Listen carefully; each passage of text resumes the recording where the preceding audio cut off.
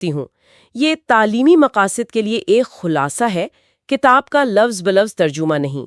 چونکہ یہ اے آئی سے تیار کردہ آڈیو ہے، آپ کو چھوٹی گرامر یا تلفظ کی غلطیاں نظر آ سکتی ہیں، اور بعض اوقات جنس تقریر کا مسئلہ بھی ہو سکتا ہے، یعنی مذکر الفاظ مؤنث شکل میں پڑھے جا سکتے ہیں۔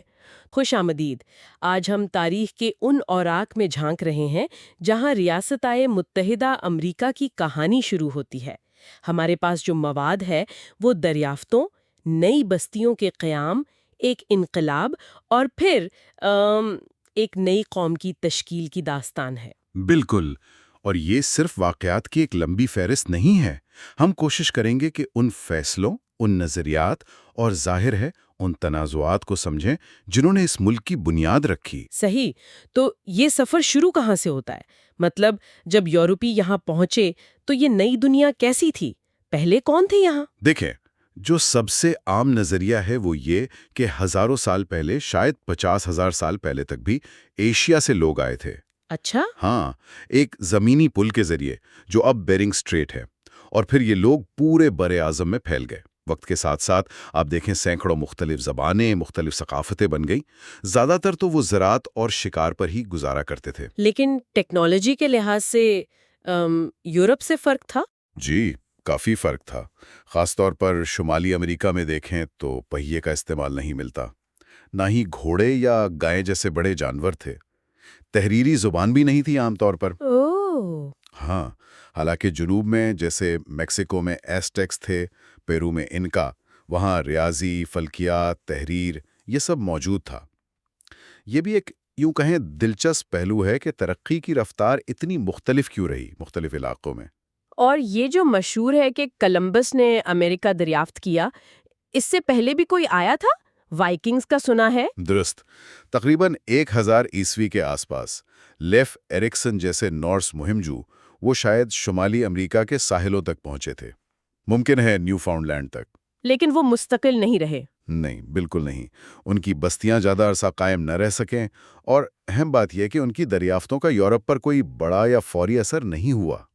اصل تبدیلی تو کئی صدیوں بعد آئی۔ وہ کیا تبدیلی تھی؟ کس چیز نے یورپ کو اس طرف دھکیلا؟ دیکھیے، کئی چیزیں ایک ساتھ ہو رہی تھیں۔ یورپ میں رنیساں یعنی نشاط ثانیہ چل رہا تھا، علم تجسس بڑھتا رہا تھا۔ پھر صلیبی جنگوں کی وجہ سے مشرق کے سامان کی طلب پیدا ہو گئی تھی، مسالے، ریشم، کپاس۔ مارکو پولو جیسے لوگوں کی کہانیوں نے بھی اس خواہش کو ہوا دی۔ اچھا۔ ساتھ ہی نئی ٹیکنالوجی آ رہی تھی، پرنٹنگ پریس سے علم پھیلا، کمپاس سے سمندری سفر آسان ہوا، اور طاقتور قومی ریاستیں بن رہی تھیں جو دولت اور اثر و رسوخ چاہتی تھیں۔ اور اسی ماحول میں پھر کرسٹوفر کولمبس آیا۔ بالکل، 1492 میں اسپین کی ملکہ آزابیلا کی مدد سے وہ نکلا تھا مغرب کی طرف، مشرق یعنی ایشیا پہنچنے کے لیے۔ لیکن پہنچا کہیں اور۔ جی، وہ بہاماس پہنچ گیا، سمجھا کہ ہندوستان آ گیا ہے، اسی لیے وہاں کے لوگوں کو انڈینز کہا۔ اور دلچسپ بات یہ ہے کہ وہ مرتے دم تک یہی مانتا رہا کہ وہ ایشیا کے ساحلوں تک پہنچ گیا ہے۔ کمال ہے، لیکن اس کی اس غلط فہمی نے تو دنیا ہی بدل دی۔ یقیناً، اس کے فوراً بعد اسپین اور پرتگال نے ایک معاہدہ کیا، ٹریٹی آف ٹولڈیسیس، اور نئی دنیا کو آپس میں بانٹ لیا۔ پھر امیریگو ویسپیوچی جیسے لوگ آئے جنہوں نے لکھا کہ یہ تو ایک نیا براعظم ہے۔ اوہ، تو اسی کے نام پر امریکہ بڑھا؟ جی، زیادہ تر یہی مانا جاتا ہے۔ اس کے بعد آئے ہسپانوی کانکیسٹاڈورز، فوجی تھے جن کا مقصد تھا دولت، شان و شوکت اور کیتھولک مذہب پھیلانا۔ ہرنان کورٹیس اور پیزارو؟ ہاں، کورٹیز نے میکسیکو میں ایزتیک سلطنت فتح کی۔ اس میں یورپی بیماریوں کا بھی بڑا ہاتھ تھا، خاص طور پر چیچک کا۔ مقامی لوگوں میں ان کے خلاف مدافعت نہیں تھی۔ اور پیزارو نے پیرو میں انکا تہذیب کو تباہ کر کے بے تحاشا سونا چاندی لوٹا۔ اس سے اسپین تو بہت امیر ہوا، لیکن وہاں مہنگائی بھی بہت بڑھ گئی۔ اسپین نے ایک بہت بڑی سلطنت قائم کر لی۔ شمالی امریکہ میں ان کی پہلی مستقل بستی سینٹ آگسٹن، فلوریڈا میں 1565 میں بنی۔ اور باقی یورپی طاقتیں، فرانس، انگلینڈ، وہ کب آئے؟ فرانس نے زیادہ توجہ کینیڈا اور مسیسپی وادی پر رکھی۔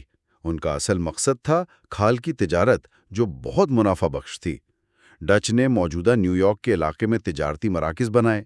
ان کا بھی زور کھال کی تجارت پر تھا۔ انگریز ذرا دیر سے آئے، لیکن 1588 میں جب انہوں نے اسپینش آرماڈا کو شکست دی تو ان کے حوصلے بڑھ گئے۔ سر والٹر رالی نے روانوک کالونی بسانے کی کوشش کی، لیکن وہ پراسرار طور پر غائب ہو گئی۔ وہ آج تک ایک معمہ ہے۔ تو پہلی کامیاب انگریزی بستی جیمز ٹاؤن تھی؟ جی ہاں، 1607 میں ورجینیا میں لنڈن کمپنی نے قائم کی تھی۔ شروع کے سال بہت ہی مشکل تھے۔ اسے سٹارونگ ٹائم یعنی فاقہ کشی کا دور بھی کہتے ہیں۔ او خدایا! پھر جان سمتھ جیسے رہنما آئے جنہوں نے کچھ نظم و ضبط قائم کیا۔ مقامی پاورٹان قبیلے سے مکئی اگانا سیکھا۔ پوکاہونٹاس کی کہانی بھی اسی دور سے جڑی ہے جس نے سمتھ کو بچایا تھا۔ حالانکہ کچھ تاریخ دان کہتے ہیں کہ یہ شاید کوئی قبائلی رسم تھی۔ لیکن جیمز ٹاؤن کی قسمت سونے سے نہیں بدلی؟ نہیں، بالکل نہیں، وہ بدلی تمباکو سے۔ تمباکو؟ جی، یہ کیش کراپ ثابت ہوئی، بہت منافع بخش۔ اس نے ورجینیا کی پوری معیشت کو بدل دیا۔ مزید لوگ آئے، بڑے بڑے باغات بن گئے، اور یہیں 1619 میں ہاؤس آف برجسز بنی۔ یہ امریکہ میں پہلی نمائندہ اسمبلی تھی۔ یہ تو بڑا قدم تھا۔ بہت بڑا۔ اس نے شروع سے ہی ایک طرح سے خود مختاری کی روایت ڈال دی۔ مقامی قبائل کے ساتھ تعلقات کیسے رہے؟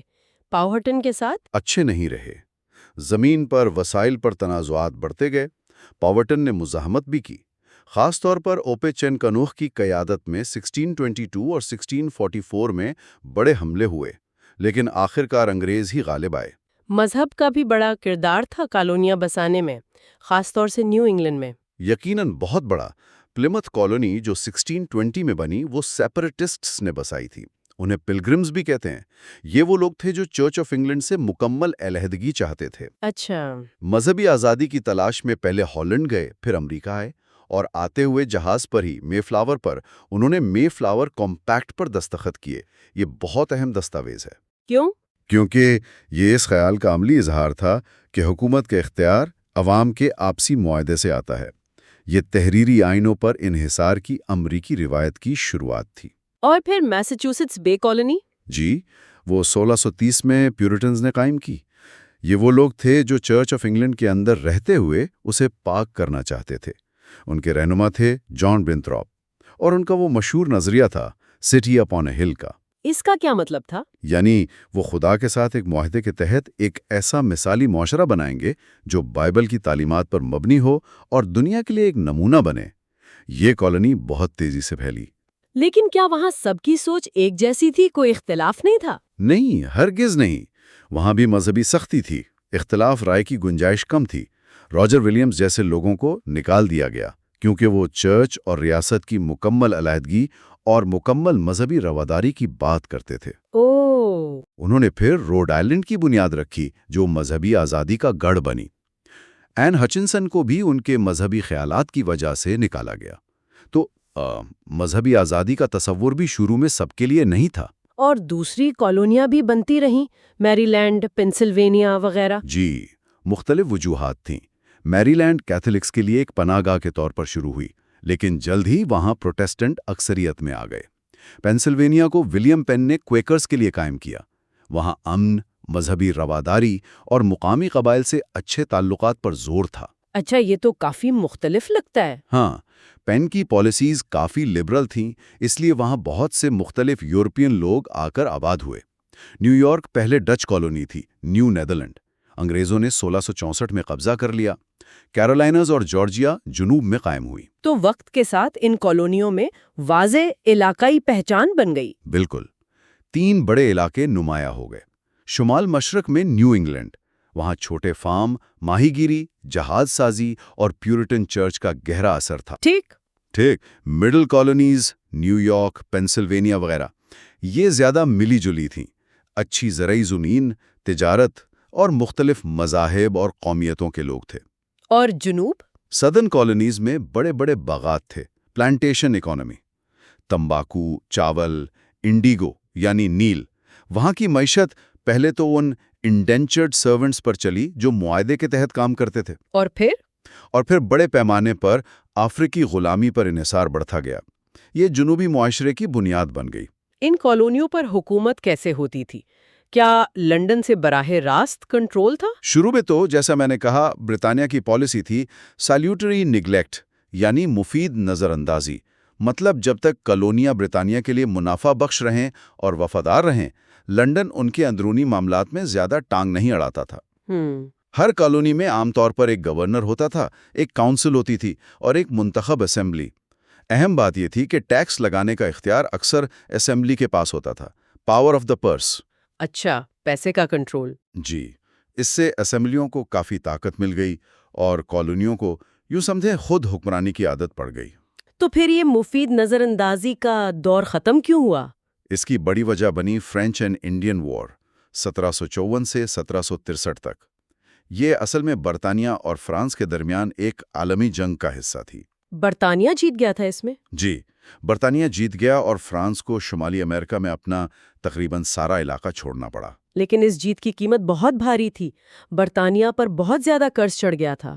اور اب انہیں ایک بہت بڑی نئی سلطنت کا انتظام بھی کرنا تھا، اور مغربی سرحد پر مقامی قبائل کی مزاحمت بھی تھی، جیسے پونٹیاکس ریبیلین۔ تو جنگ جیتنے کے بعد مسائل کم ہونے کے بجائے بڑھ گئے؟ ایک طرح سے ہاں۔ اب لنڈن نے سوچا کہ کالونیوں کو بھی سلطنت کے دفاع اور انتظام کے خرچے میں حصہ ڈالنا چاہیے۔ سیلیوٹری نیگلیکٹ کا دور ختم ہوا۔ اور پھر ٹیکس لگائے؟ بالکل۔ پہلا بڑا قدم تھا پروکلیمیشن آف 1763، جس نے آبادکاروں کو ایپلیشن پہاڑوں سے مغرب میں جانے سے روک دیا تاکہ مقامی قبائل سے مزید لڑائی نہ ہو۔ پھر ٹیکس آئے، شوگر ایکٹ اور خاص طور پر 1765 کا سٹیمپ ایکٹ۔ سٹیمپ ایکٹ پر اتنا ہنگامہ کیوں ہوا؟ اس لیے کہ یہ پہلا براہ راست ٹیکس تھا جو برطانوی پارلیمنٹ نے کالونیوں پر لگایا تھا۔ اس سے پہلے ٹیکس زیادہ تر تجارت پر لگتے تھے اور مقامی اسمبلیاں انہیں منظور کرتی تھیں۔ اچھا۔ سٹیمپ ایکٹ نے تو ہر قسم کے کاغذی کام پر ٹیکس لگا دیا، قانونی دستاویزات، اخبارات، یہاں تک کہ تاش پر بھی۔ کالونیوں میں شدید غصہ تھا۔ نعرہ لگا، نو ٹیکسیشن وداؤٹ ریپرزنٹیشن، یعنی نمائندگی نہیں تو ٹیکس نہیں۔ بالکل۔ ان کا کہنا تھا کہ چونکہ ہمارے نمائندے برطانوی پارلیمنٹ میں نہیں ہیں تو پارلیمنٹ کو ہم پر براہ راست ٹیکس لگانے کا کوئی حق نہیں۔ یہ تو بنیادی اختلاف تھا۔ جی، کالونیوں نے متحد ہو کر سٹیمپ ایکٹ کانگریس میں احتجاج کیا، بائیکاٹ کیا۔ دباؤ میں آ کر برطانیہ نے سٹیمپ ایکٹ واپس لے لیا، لیکن ساتھ ہی ڈیکلریٹری ایکٹ پاس کر دیا جس میں کہا کہ پارلیمنٹ کو کالونیوں پر ہر قسم کا قانون بنانے کا پورا اختیار ہے۔ تو مسئلہ تو وہی کا وہی رہا۔ جی ہاں۔ پھر آئے ٹاؤن شینڈ ایکٹس، درآمدی چیزوں پر ٹیکس۔ ان پیسوں سے شاہی افسروں کی تنخواہیں دینی تھیں تاکہ وہ مقامی اسمبلیوں کے محتاج نہ رہیں۔ اس پر بھی احتجاج ہوا۔ 1770 میں بوسٹن میسیکر ہوا جب برطانوی فوجیوں کی فائرنگ سے 5 شہری مارے گئے۔ حالات خراب ہوتے جا رہے تھے۔ بہت زیادہ۔ پھر 1773 میں ہوئی بوسٹن ٹی پارٹی۔ چائے والی کہانی؟ ہاں، ٹی ایکٹ آیا تھا جس کا مقصد تھا برطانوی ایسٹ انڈیا کمپنی کی مدد کرنا۔ اسے امریکہ میں سستی چائے بیچنے کی اجازت ملی، لیکن مقامی تاجروں نے اسے اپنے لیے خطرہ سمجھا اور بہت سو نے اسے ٹیکس لگانے کی ایک اور چال سمجھا۔ تو دسمبر 1773 میں بوسٹن میں کچھ لوگ مقامی امریکنوں کا بھیس بدل کر جہازوں پر چڑھے اور ساری چائے سمندر میں پھینک دی۔ اس پر رد عمل کیا تھا؟ بہت ہی سخت۔ 1774 میں پارلیمنٹ نے کوئرسو ایکٹس پاس کیے جنہیں کالونیوں میں انٹالریبل ایکٹس کہا گیا، ناقابل برداشت قوانین۔ بوسٹن کی بندرگاہ بند کر دی، میساچوسیٹس کی اسمبلی کے اختیارات کم کر دیے، فوجیوں کو لوگوں کے گھروں میں ٹھہرانے کے اختیارات بڑھا دیے۔ مقصد ڈرانا تھا؟ ہاں، میساچوسیٹس کو سزا دینا اور باقی کالونیوں کو ڈرانا، لیکن ہوا اس کا الٹ۔ وہ مزید متحد ہو گئیں؟ بالکل۔ 1774 میں جارجیا کے علاوہ باقی سب کالونیوں کے نمائندے فلاڈیلفیا میں ملے، فرسٹ کانٹیننٹل کانگریس۔ انہوں نے ان قوانین کی مذمت کی، برطانوی نال کے مکمل بائیکاٹ کا اعلان کیا۔ اب بات چیت کے راستے بند ہو رہے تھے۔ اور پھر لڑائی شروع ہو گئی؟ جی، اپریل 1775 لیکسنگٹن اور کانکرڈ، وہاں برٹش فوج اور مقامی ملیشیا جنہیں منٹ مین کہتے تھے ان کے درمیان پہلی جھڑپیں ہوئیں۔ انقلاب شروع ہو چکا تھا۔ آزادی کا باقاعدہ اعلان کب ہوا؟ مئی 1775 میں سیکنڈ کانٹیننٹل کانگریس بیٹھی۔ انہوں نے جارج واشنگٹن کو فوج کا کمانڈر بنایا۔ اسی دوران تھامس پین کی ایک چھوٹی سی کتاب آئی، کامن سینس۔ اچھا، اس نے کیا کیا؟ اس نے کمال کر دیا۔ اس نے بادشاہت کے خلاف اور مکمل آزادی کے حق میں اتنے سادہ اور پرزور دلائل دیے کہ لاکھوں لوگوں کی سوچ بدل گئی۔ آخرکار 4 جولائی 1776 کو کانگریس نے ڈکلیریشن آف انڈیپینڈنس منظور کر لیا۔ جسے جیفرسن نے لکھا تھا؟ جی، بنیادی طور پر تھامس جیفرسن نے۔ اس میں نہ صرف آزادی کا اعلان تھا بلکہ زندگی، آزادی اور خوشی کی تلاش جیسے قدرتی حقوق کا بھی ذکر تھا، جو بعد میں امریکی سوچ کا اہم حصہ بنے۔ جنگ تو اب باقاعدہ شروع ہو چکی تھی، کیا امریکی فوج مقابلہ کر سکتی تھی برطانیہ کا؟ شروع میں بہت مشکل تھا۔ برطانوی فوج زیادہ منظم، تربیت یافتہ، بہتر ہتھیاروں والی تھی۔ واشنگٹن کی فوج اکثر بھوکھی، ننگے پاؤں لڑتی تھی۔ ویلی فورج میں 1777-78 کی سردیاں بہت ہی کٹھن تھیں۔ ہزاروں فوجی بیماری اور بھوک سے مر گئے۔ لیکن پھر بھی کچھ کامیابیاں ملی؟ ہاں بالکل، جیسے کرسمس 1776 میں ٹرینٹن میں اچانک حملہ کر کے جیتنا، اس سے حوصلہ بڑھا۔ لیکن اصل ٹرننگ پوائنٹ تھا 1777 میں سیراٹوگا کی جنگ۔ وہاں کیا ہوا؟ وہاں امریکی فوج نے ایک پوری برطانوی فوج کو گھیر کر ہتھیار ڈلوا دیے۔ یہ اتنی بڑی فتح تھی کہ اس نے فرانس کو یقین دلا دیا کہ امریکہ جیت سکتا ہے، اور فرانس نے پھر امریکہ کے ساتھ باقاعدہ فوجی اتحاد کر لیا۔ تو فرانس کی مدد بہت اہم ثابت ہوئی؟ بہت زیادہ۔ فرانس کی بحری فوج، ان کے فوجی، ان کی مالی مدد سب بہت اہم تھا۔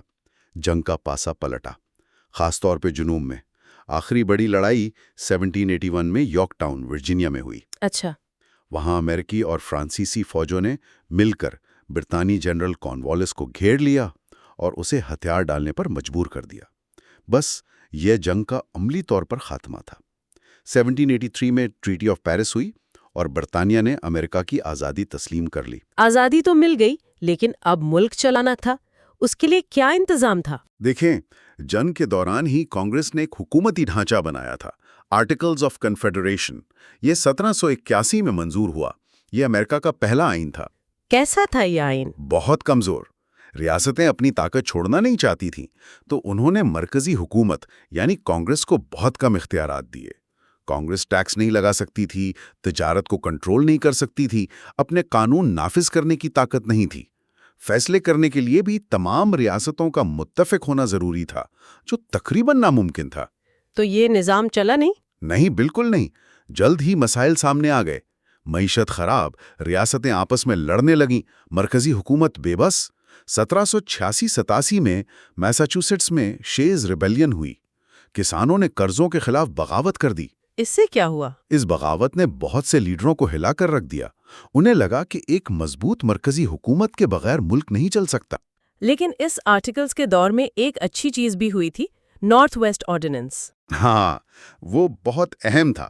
1787 کا نارتھ ویسٹ آرڈیننس، اس نے نئے مغربی علاقوں کو منظم کرنے اور مستقبل میں انہیں ریاستوں کے طور پر یونین میں شامل کرنے کا طریقہ طے کیا۔ اور اہم بات یہ کہ اس میں بنیادی شہری حقوق کی ضمانت تھی اور غلامی پر پابندی تھی۔ تو آرٹیکلز کی ناکامی کے بعد نیا آئین بنانے کی ضرورت محسوس ہوئی؟ جی ہاں، 1787 کے موسم گرما میں فلاڈیلفیا میں ایک کنونشن بلایا گیا۔ مقصد تو تھا آرٹیکلز کو ٹھیک کرنا، لیکن جلد ہی مندوبین اس نتیجے پر پہنچے کہ ایک بالکل نیا آئین بنانا پڑے گا۔ جارج واشنگٹن اس کنونشن کے صدر تھے۔ جیمز میڈیسن کا کردار بہت اہم تھا۔ انہیں آئین کا باپ بھی کہتے ہیں؟ جی بالکل۔ کارروائی خفیہ رکھی گئی تاکہ کھل کر بحث ہو سکے۔ سب سے بڑے مسئلے کیا تھے اس نئے آئین کو بناتے وقت؟ ایک تو وہی بڑی اور چھوٹی راستوں کے درمیان نمائندگی کا مسئلہ۔ بڑی ریاستیں چاہتی تھیں آبادی کے حساب سے نمائندگی ہو، چھوٹی ریاستیں چاہتی تھیں سب کو برابر ووٹ ملے۔ اس کا حل کیسے نکلا؟ کنیکٹیکٹ کمپرومائز یا گریٹ کمپرومائز سے طے پایا کہ کانگریس کے 2 ایوان ہوں گے۔ ہاؤس آف ریپرزینٹیٹوز میں آبادی کی بنیاد پر سیٹیں ہوں گی اور سینٹ میں ہر ریاست کی 2 سیٹیں برابر۔ اور غلامی کا کیا بنا؟ وہ تو بہت بڑا مسئلہ تھا۔ وہ سب سے مشکل تھا۔ جنوبی ریاستیں چاہتی تھیں کہ نمائندگی کے لیے غلاموں کو گنا جائے، لیکن ٹیکس کے لیے نہیں۔ شمالی ریاستیں اس کے الٹ چاہتی تھیں۔ آخرکار 3/5 کمپرومائز ہوا، یعنی نمائندگی اور ٹیکس دونوں کے لیے ہر غلام کو ایک آزاد شخص کا 3/5 یعنی 3/5 حصہ گنا جائے گا۔ یہ تو عجیب سمجھوتا تھا۔ ہاں، اور ایک اور سمجھوتا یہ ہوا کہ 1808 تک افریقی غلاموں کی تجارت پر پابندی نہیں لگائی جائے گی۔ یہ سمجھوتے اس وقت ملک کو جوڑنے کے لیے ضروری سمجھے گئے، لیکن انہوں نے غلامی کے اصل مسئلے کو حل نہیں کیا، بلکہ اسے مستقبل کے لیے چھوڑ دیا، جس کے نتائج بعد میں بہت سنگین نکلے۔ اس نئے آئین نے حکومت کا نظام کیسا بنایا؟ اس نے ایک فیڈرل سسٹم قائم کیا، یعنی اختیارات مرکزی حکومت اور ریاستی حکومتوں میں بانٹ دیے۔ وفاقی سطح پر اختیارات کو مزید 3 شاخوں میں تقسیم کیا: مقننہ کانگریس، انتظامیہ پریزیڈنٹ اور عدلیہ supreme court. Checks and balances. جی، ان تینوں شاخوں کے درمیان اختیارات کی جانچ اور توازن کا نظام رکھا گیا تاکہ کوئی ایک شاخ زیادہ طاقتور نہ ہو جائے۔ اور آئین کا آغاز وی دا پیپل سے ہوتا ہے، جو ظاہر کرتا ہے کہ حتمی طاقت عوام کے پاس ہے۔ کیا سب ریاستوں نے اسے فوراً مان لیا؟ نہیں، اس پر بڑی بحث ہوئی۔ 2 گروپ بن گئے: فیڈرلسٹس جو نئے آئین اور مضبوط مرکزی حکومت کے حامی تھے، اور اینٹی فیڈرلسٹس جنہیں ڈر تھا کہ مرکزی حکومت زیادہ طاقتور ہو جائے گی اور لوگوں کی آزادیاں چھن جائیں گی۔ ان کا مطالبہ تھا بل آف رائٹس کا؟ بالکل، وہ چاہتے تھے کہ بنیادی شہری حقوق کی ضمانت آئین میں شامل ہو۔ فیڈرلسٹ نے یہ بات مان لی۔ 1789 تک 11 ریاستوں نے آئین کی توثیق کر دی اور نئی حکومت قائم ہو گئی۔ جارج واشنگٹن پہلے صدر منتخب ہوئے، اور پہلی کانگریس نے فوراً بل آف رائٹس پر کام کیا، جو آئین کی پہلی 10 ترامیم ہیں۔ 1791 میں یہ منظور ہو گئیں۔ ان میں تقریر، مذہب، پریس، اجتماع کی آزادی اور منصفانہ مقدمے جیسے بنیادی حقوق شامل ہیں۔ نئی حکومت کے سامنے پہلے چیلنجز کیا تھے؟ سب سے بڑا چیلنج تھا ملک کی معیشت کو ٹھیک کرنا۔ وزیر خزانہ الیگزینڈر ہیملٹن نے ایک منصوبہ پیش کیا: قومی قرضہ ادا کرنا، ریاستوں کے جنگی قرضے وفاق کے ذمے لینا اور ایک نیشنل بینک قائم کرنا۔ اس پر بھی اختلاف ہوا؟ شدید اختلاف ہوا۔ تھامس جیفرسن اور جیمز میڈیسن نے خاص طور پر نیشنل بینک کی سخت مخالفت کی۔ کیوں؟ یہ آئین کی تشریح کا جھگڑا تھا۔ جیفرسن اور میڈیسن اسٹرکٹ کنسٹرکشن کے قائل تھے، یعنی حکومت صرف وہی کر سکتی ہے جس کا اختیار آئین میں صاف صاف لکھا ہے۔ بینک بنانے کا اختیار نہیں لکھا تھا۔ ہیملٹن لوز کنسٹرکشن یا امپلائیڈ پاورز کی بات کرتے تھے، یعنی حکومت وہ کام بھی کر سکتی ہے جو آئین کے دیے گئے اختیارات کو استعمال کرنے کے لیے ضروری اور مناسب ہوں۔ اچھا، صدر واشنگٹن نے ہیملٹن کی بات مانی اور بینک بن گیا۔ کیا یہیں سے سیاسی جماعتیں بنی؟ بالکل، یہی اختلافات بنیاد بنے امریکہ کی پہلی 2 سیاسی جماعتوں کے۔ فیڈرلسٹ جو ہیملٹن کے حامی تھے، مضبوط مرکزی حکومت چاہتے تھے، اور ڈیموکریٹک ریپبلکنز جو جیفرسن اور میڈیسن کے حامی تھے، ریاستوں کے حقوق اور زراعت پر زیادہ زور دیتے تھے۔ خارجہ پالیسی پر بھی ان میں شدید اختلاف تھا۔ واشنگٹن کے بعد کیا صورتحال بنی؟ واشنگٹن نے 2 مدتوں کے بعد تیسری بار صدر بننے سے انکار کر دیا۔ یہ ایک بہت اہم روایت قائم ہوئی۔ 1796 کے الیکشن میں فیڈرلسٹ جان ایڈم صدر بنے، لیکن نائب صدر بنے ان کے مخالف ریپبلکن تھامس جیفرسن۔ یہ تو ایک بٹی ہوئی حکومت ہوئی۔ جی ہاں، اور اس نے واضح کر دیا کہ نئی قوم اب گہری سیاسی تقسیم کے ساتھ ایک نئے اور شاید زیادہ مشکل دور میں داخل ہو رہی ہے۔ تو یہ واقعی ایک طوفانی سفر تھا، ایک انجان سرزمین کی دریافت سے لے کر کالونیاں بسانے، پھر آزادی کی جنگ، اور آخر میں ایک بالکل نئی قسم کی حکومت بنانے کی ایک پیچیدہ کوشش تک۔ یقیناً، اور اس پورے عمل میں ہمیں ایک مسلسل کشمکش نظر آتی ہے، آزادی کی خواہش اور نظم و ضبط کی ضرورت کے درمیان، فرد کے حقوق اور اجتماعی مفاد کے بیچ، ریاستوں کی طاقت اور مرکزی حکومت کے اختیارات کے مابین۔ آئین خود اسی کشمکش کو قابو میں لانے کی ایک کوشش ہے جو کئی سمجھوتوں پر کھڑی ہے۔ اور یہ سمجھوتے خاص طور پر غلامی جیسے مسئلے پر جو کیے گئے، وہ وقتی طور پر تو شاید ملک کو جوڑ گئے، لیکن کیا انہوں نے انجانے میں مستقبل کے بڑے بحرانوں کے بیچ بھی بو دیے؟ یہ ایک بہت ہی اہم سوال ہے۔ ان ذرائع کو دیکھتے ہوئے یہ خیال ضرور آتا ہے کہ کیا یہ ابتدائی سمجھوتے جو بظاہر اتحاد کے لیے ضروری تھے، دراصل ان گہری خلیجوں کو وقتی طور پر ڈھانپ رہے تھے جو آگے چل کر اتنی چوڑی ہو گئیں کہ ملک ٹوٹنے کے قریب پہنچ گیا۔ یہ وہ سوچ ہے جو اس دور کی تاریخ پر غور کرنے کے بعد ہمارے ساتھ رہ جاتی ہے۔ خوش آمدید۔ آج ہم امریکی تاریخ کے ایک بہت ہی اہم، ایک بہت ہی ہنگامہ خیز دور کا جائزہ لے رہے ہیں۔ یہ ہاں یہ 18ویں صدی کے اواخر سے شروع ہو کر 19ویں صدی کے وسط تک کا زمانہ ہے۔ بالکل، وہ وقت جب امریکہ آپ کہہ سکتی ہیں اپنی شناخت بنا رہا تھا۔ اور یہ سفر آسان نہیں تھا۔ آج ہم رابرٹ وی ریمنی کی کتاب A Short History of the United States کو بنیاد بنا کر بات کریں گے۔ جی، اور کوشش کریں گے کہ اس کتاب سے اہم نکات نکال کر سمجھیں کہ ان ابتدائی سالوں نے، ان واقعات نے آج کے امریکہ پر کیا اثر ڈالا۔ تو مقصد یہی ہے کہ اس دور کی پیچیدگیوں کو، چیلنجز کو، کامیابیوں کو سمجھا جائے۔ تو پھر شروع کرتے ہیں۔ جی ضرور۔ 18ویں صدی کا بالکل آخر، ایک نیا ملک امریکہ، کیا بڑے چیلنجز تھے اس وقت؟ دیکھیں، دو باتیں فوراً ذہن میں آتی ہیں۔ ایک تو فرانس کے ساتھ تعلقات۔ اچھا۔ جی، اسے کوزی وار کہتے ہیں۔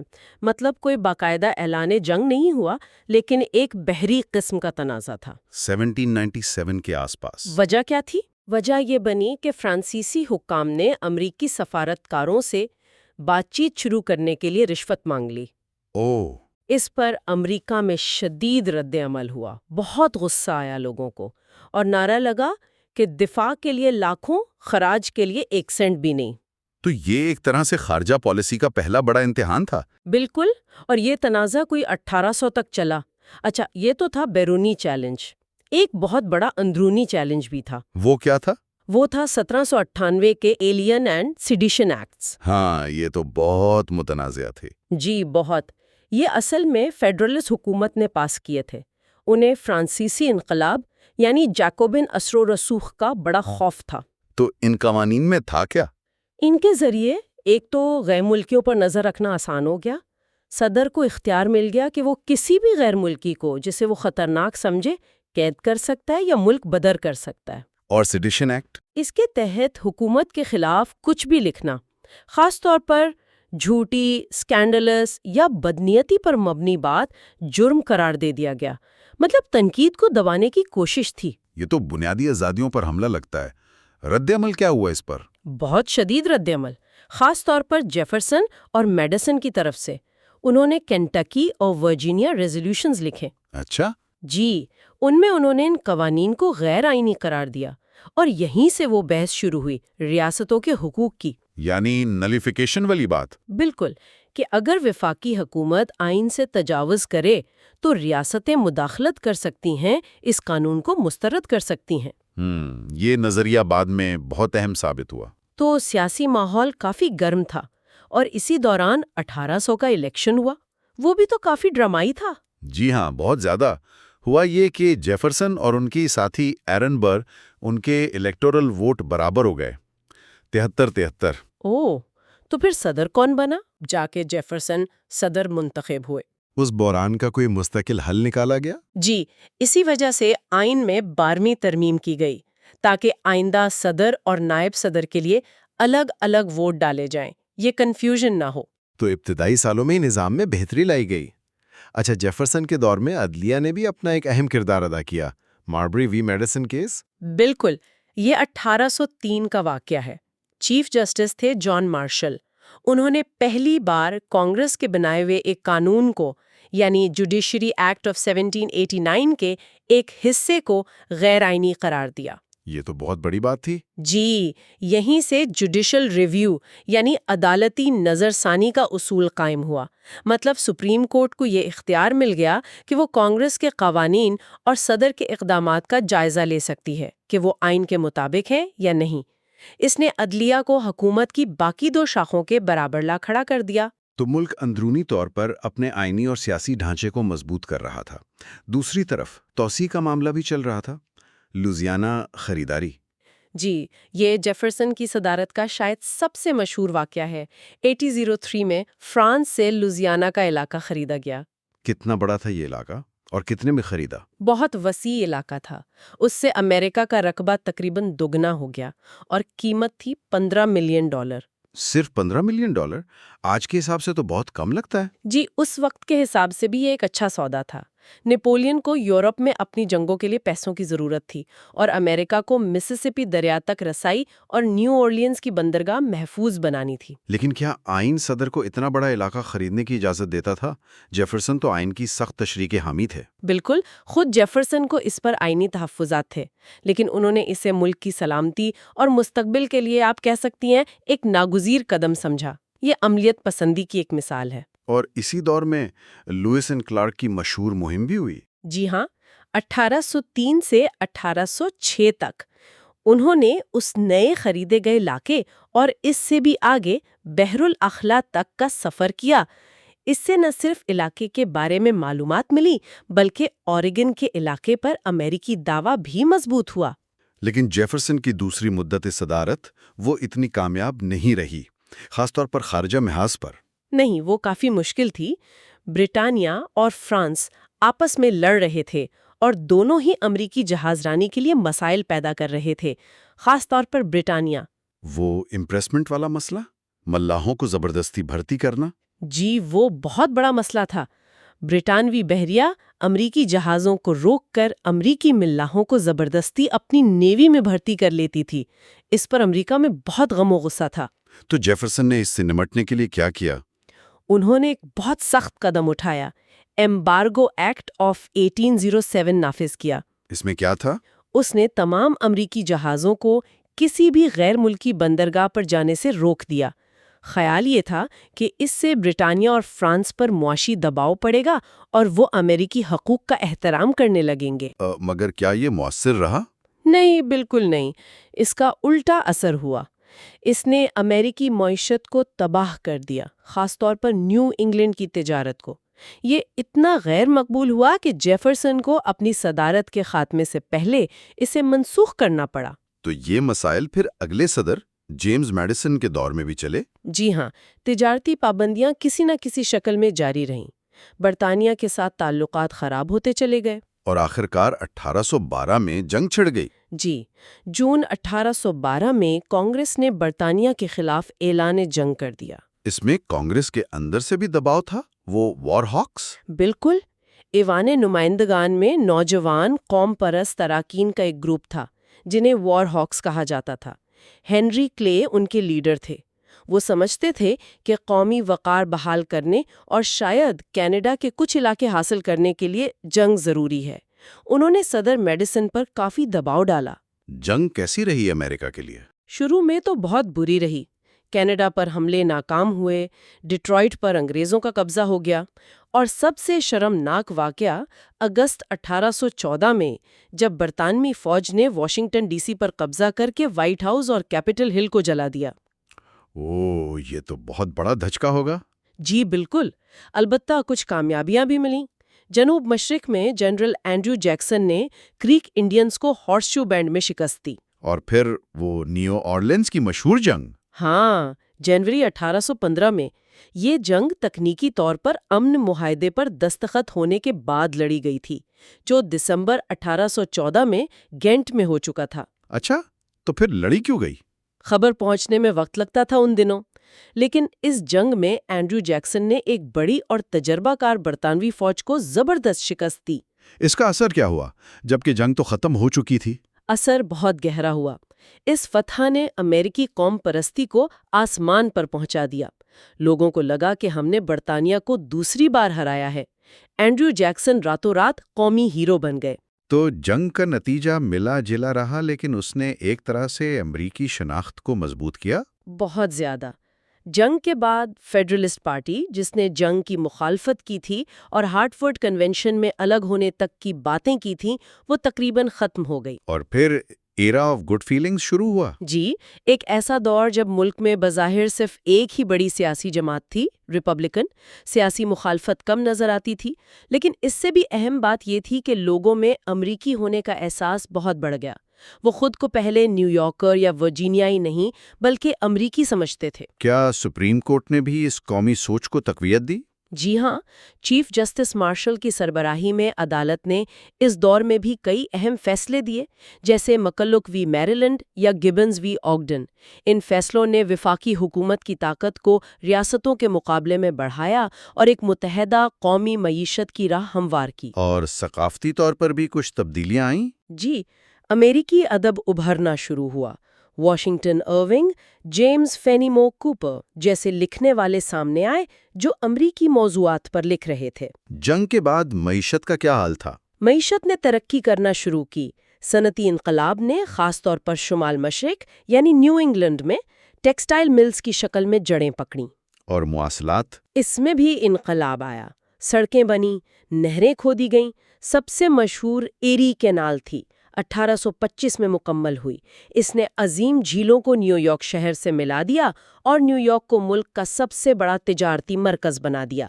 اور پھر ریل روڈ کا آغاز بھی اسی دور میں ہوا۔ لیکن کیا یہ ترقی پورے ملک میں یکساں تھی؟ نہیں، یہیں سے علاقائی فرق گہرے ہونا شروع ہوئے۔ شمال زیادہ صنعتی ہو رہا تھا، وہاں فیکٹری مزدوروں کی ضرورت تھی تو امیگریشن کی حمایت کی جاتی تھی اور اپنی صنعتوں کو بچانے کے لیے بلند ٹیرفز یعنی پروٹیکٹیو ٹیرفز کا مطالبہ تھا۔ اور جنوب میں صورتحال بالکل مختلف تھی۔ ایلائی وٹنی کی اسکاٹن جن کی ایجاد 1793 میں کے بعد کپاس کی کاشت بے انتہا منافع بخش ہو گئی تھی۔ اس کی وجہ سے غلامی پر انحصار بہت زیادہ بڑھ گیا اور کپاس کی کاشت مغرب کی طرف نئی زمینوں پر پھیلنے لگی۔ تو شمال اور جنوب کی معیشتیں اور معاشرے بالکل مختلف سمتوں میں جا رہے تھے؟ جی بالکل، اور یہیں سے وہ تناؤ پیدا ہونا شروع ہوا جو آگے چل کر خانہ جنگی کا باعث بنا۔ مغرب کی طرف یہ پھیلاؤ اس نے غلامی کے مسئلے کو کیسے متاثر کیا؟ میزوری سمجھوتا کا ذکر آتا ہے۔ جی، یہ بہت اہم موڑ تھا۔ 1819 میں میسوری نے ریاست بننے کی درخواست دی اور وہ بطور غلام ریاست شامل ہونا چاہتا تھا۔ اس سے کیا مسئلہ تھا؟ مسئلہ یہ تھا کہ اس وقت تک یونین میں آزاد اور غلام ریاستوں کی تعداد برابر تھی، 11 میسوری کے غلام ریاست کے طور پر شامل ہونے سے یہ توازن بگڑ جاتا اور سینٹ میں غلام ریاستوں کی نمائندگی بڑھ جاتی۔ تو شمال میں اس پر شدید رد عمل ہوا ہوگا؟ بہت زیادہ۔ ایوان نمائندگان میں ایک ترمیم پیش کی گئی، ٹلمج امینڈمنٹ، جس میں کہا گیا کہ میزوری میں مزید غلام لانے پر پابندی ہو اور جو غلام پہلے سے ہیں ان کے بچے ایک خاص عمر کو پہنچ کر آزاد ہو جائیں۔ اس پر جنوب کا کیا رد عمل تھا؟ جنوب میں آگ لگ گئی۔ انہوں نے اسے اپنے حقوق اور طرز زندگی پر حملہ سمجھا، علیحدگی تک کی دھمکیاں دی گئیں۔ بحث اتنی تلخ ہوئی کہ لگتا تھا ملک ٹوٹ جائے گا۔ تو اس بحران کو حل کیسے کیا گیا؟ ایک بار پھر ہنری کلے، جو اب ایوان نمائندگان کے اسپیکر تھے، انہوں نے اہم کردار ادا کیا۔ ایک سمجھوتا طے پایا جسے مسوری کمپرومائز 1820 کہتے ہیں۔ اس میں کیا طے ہوا؟ 3 باتیں تھیں۔ اول، مسوری کو بطور غلام ریاست شامل کیا جائے گا۔ دوم، توازن برقرار رکھنے کے لیے مین کو، جو پہلے میساچوسیٹس کا حصہ تھا، ایک الگ آزاد ریاست کے طور پر شامل کیا جائے۔ اور تیسری بات یہ کہ لوئیزیانا خریداری سے حاصل ہونے والے باقی ماندہ علاقے میں 36°30' شمالی عرض بلد کی لکیر کھینچی گئی۔ اس لکیر کے شمال میں سوائے میسوری کے آئندہ بننے والی ریاستوں میں غلامی ممنوع ہوگی اور جنوب میں اجازت ہوگی۔ تو یہ ایک طرح سے مسئلے کو وقتی طور پر ٹال دیا گیا۔ بالکل، اس نے یونین کو فوری ٹوٹنے سے بچا لیا، لیکن غلامی کا بنیادی سوال وہیں کا وہیں رہا۔ جیفرسن نے سمجھوتے کے بارے میں کہا تھا کہ یہ رات میں بجنے والی خطرے کی گھنٹی کی طرح ہے جس نے انہیں دہشت زدہ کر دیا۔ انہیں اندازہ ہو گیا تھا کہ یہ مسئلہ کتنا سنگین ہے۔ اچھا، اب ذرا خارجہ پالیسی کی طرف واپس آتے ہیں۔ صدر منرو کے دور میں منرو ڈاکٹرن 1823 کا ذکر بہت ہوتا ہے، یہ کیا تھا؟ جی، اس وقت لاطینی امریکہ کے بہت سے ممالک اسپین سے آزادی حاصل کر چکے تھے۔ خطرہ یہ تھا کہ شاید اسپین یا کوئی اور یورپی طاقت ان نئی ریاستوں میں دوبارہ مداخلت کی کوشش کرے۔ تو امریکہ نے کیا موقف اپنایا؟ صدر منرو نے اپنے سالانہ پیغام میں کانگریس کو جو اعلان کیا وہی منرو ڈاکٹرائن کہلاتا ہے۔ اس کو بنانے میں ان کے secretary of state John Quincy Adams کا بڑا ہاتھ تھا۔ اس میں کہا کیا گیا تھا؟ بنیادی طور پر دو باتیں تھیں۔ ایک کہ امریکی براعظم شمالی و جنوبی امریکہ اب مستقبل میں یورپی نوآبادیات کے لیے بند ہے، مطلب کوئی نیا یورپی ملک یہاں آ کر کالونی نہیں بنا سکتا۔ اور دوسری بات؟ دوسری یہ کہ امریکہ یورپی ممالک کے اندرونی معاملات یا جنگوں میں مداخلت نہیں کرے گا، اور بدلے میں امریکہ مغربی نصف کرہ میں کسی بھی یورپی طاقت کی مداخلت کو اپنی سلامتی کے لیے خطرہ سمجھے گا۔ جان کوئنسی ایڈمز کا کیا کردار تھا اس میں؟ ایڈمز نے اس بات پر زور دیا کہ امریکہ کو یہ اعلان برطانیہ کے ساتھ مل کر نہیں کرنا چاہیے جیسا کہ برطانیہ نے تجویز دی تھی، بلکہ آزادانہ طور پر کرنا چاہیے۔ وہ نہیں چاہتے تھے کہ امریکہ برطانوی جنگی جہاز کے پیچھے چلنے والی چھوٹی کشتی کی طرح لگے۔ تو یہ امریکی خارجہ پالیسی میں خود اعتمادی کا اظہار تھا؟ جی بالکل، اس نے مستقبل کی امریکی پالیسی کی بنیاد رکھی۔ اسی دور میں 1819 کی ایڈمز اونس ٹریٹی کے ذریعے امریکہ نے اسپین سے فلوریڈا بھی حاصل کیا۔ اس میں بھی سنا ہے اینڈریو جیکسن کا کچھ کردار تھا؟ ہاں، جیکسن نے اپنی مرضی سے فلوریڈا میں فوجی کارروائی کی تھی، جس نے اسپین پر دباؤ ڈالا کہ وہ علاقہ امریکہ کو بیچ دے۔ اچھا، تو ایرا آف گڈ فیلنگز بظاہر اچھا چل رہا تھا، لیکن 1824 کا الیکشن آیا اور سب کچھ بدل گیا۔ جی، وہ الیکشن بڑا ہی عجیب تھا۔ ریپبلکن پارٹی کے اندر ہی کئی دھڑے بن گئے تھے۔ 4 بڑے امیدوار سامنے آئے: اینڈریو جیکسن، جان کوئنسی ایڈمز، ولیم کرافورڈ اور ہنری کلے۔ نتیجہ کیا نکلا؟ جیکسن کو پاپولر ووٹ بھی سب سے زیادہ ملے اور الیکٹورل ووٹ بھی، لیکن کسی بھی امیدوار کو الیکٹورل ووٹ کی اکثریت میجورٹی حاصل نہیں ہوئی۔ تو پھر فیصلہ کہاں گیا؟ آئین کے مطابق فیصلہ ایوان نمائندگان میں گیا، اور وہاں صرف ٹاپ 3 امیدواروں پر ووٹنگ ہو سکتی تھی، یعنی جیکسن، ایڈمز اور کرافورڈ۔ ہنری کلے جو چوتھے نمبر پر تھے، وہ دوڑ سے باہر ہو گئے، لیکن وہ ایوان کے اسپیکر تھے۔ تو کلے کا ووٹ اہم ہو گیا؟ بہت زیادہ۔ کلے اور جیکسن کی آپس میں نہیں بنتی تھی۔ کلے نے ایڈمز کی حمایت کر دی، اور یوں جان کوئنسی ایڈمز صدر منتخب ہو گئے۔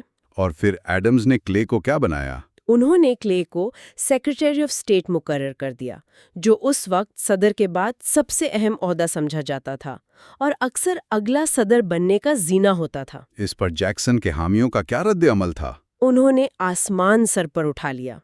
انہوں نے الزام لگایا کہ یہ ایک کرپٹ بارگین ہے، ایک بدعنوان سودا ہے، کہ کلے نے اپنی حمایت کے بدلے سیکریٹری آف اسٹیٹ کا عہدہ لیا ہے۔ کیا اس الزام میں کوئی حقیقت تھی؟ کوئی ٹھوس ثبوت تو نہیں ملا آج تک، لیکن یہ الزام ایڈمز کی پوری صدارت پر سایہ بن کر چھایا رہا، اور اس نے 1828 کے الیکشن کے لیے زمین ہموار کی، جب جیکسن نے ایڈمز کو بھاری اکثریت سے شکست دی۔ تو 1828 میں اینڈریو جیکسن صدر بنے۔ ان کے دور کو ایک نئے دور کا آغاز کہا جاتا ہے، ایج آف جیکسن یا عام آدمی کی جمہوریت کا دور۔ ایسا کیوں؟ دیکھیے، جیکسن پہلے صدر تھے جو مغربی سرحدی علاقے سے آئے تھے، روایتی ایسٹرن اشرافیہ سے نہیں تھے۔ وہ جنگی ہیرو تھے اور عام لوگوں میں بے حد مقبول تھے۔ ان کی حلف برداری پر واشنگٹن میں عوام کا اتنا ہجوم امڑ آیا کہ وائٹ ہاؤس میں توڑ پھوڑ تک ہو گئی۔ اشرافیہ تو گھبرا گئی۔ انہوں نے آتے ہی کیا تبدیلیاں کی؟ وہ اسپوائل سسٹم والی بات؟ جی، جیکسن کا ماننا تھا کہ سرکاری عہدے کسی کی جاگیر نہیں ہونے چاہیے۔ انہوں نے روٹیشن ان آفس کی پالیسی اپنائی، یعنی پرانے لوگوں کو ہٹا کر اپنے حامیوں کو عہدے دیے۔ مخالفین نے اسے اسپوائل سسٹم کہا، یعنی لوٹ مار کا نظام۔ لیکن جیکسن کے حامیوں کا کہنا تھا کہ یہ جمہوریت ہے، زیادہ سے زیادہ لوگوں کو حکومت میں شامل کرنے کا طریقہ ہے۔ جیکسن کے دور میں بڑے تنازعات بھی ہوئے۔ پہلا تو مقامی امریکیوں کا معاملہ تھا، انڈین ریموول ایکٹ۔ جی، یہ 1830 کا قانون تھا۔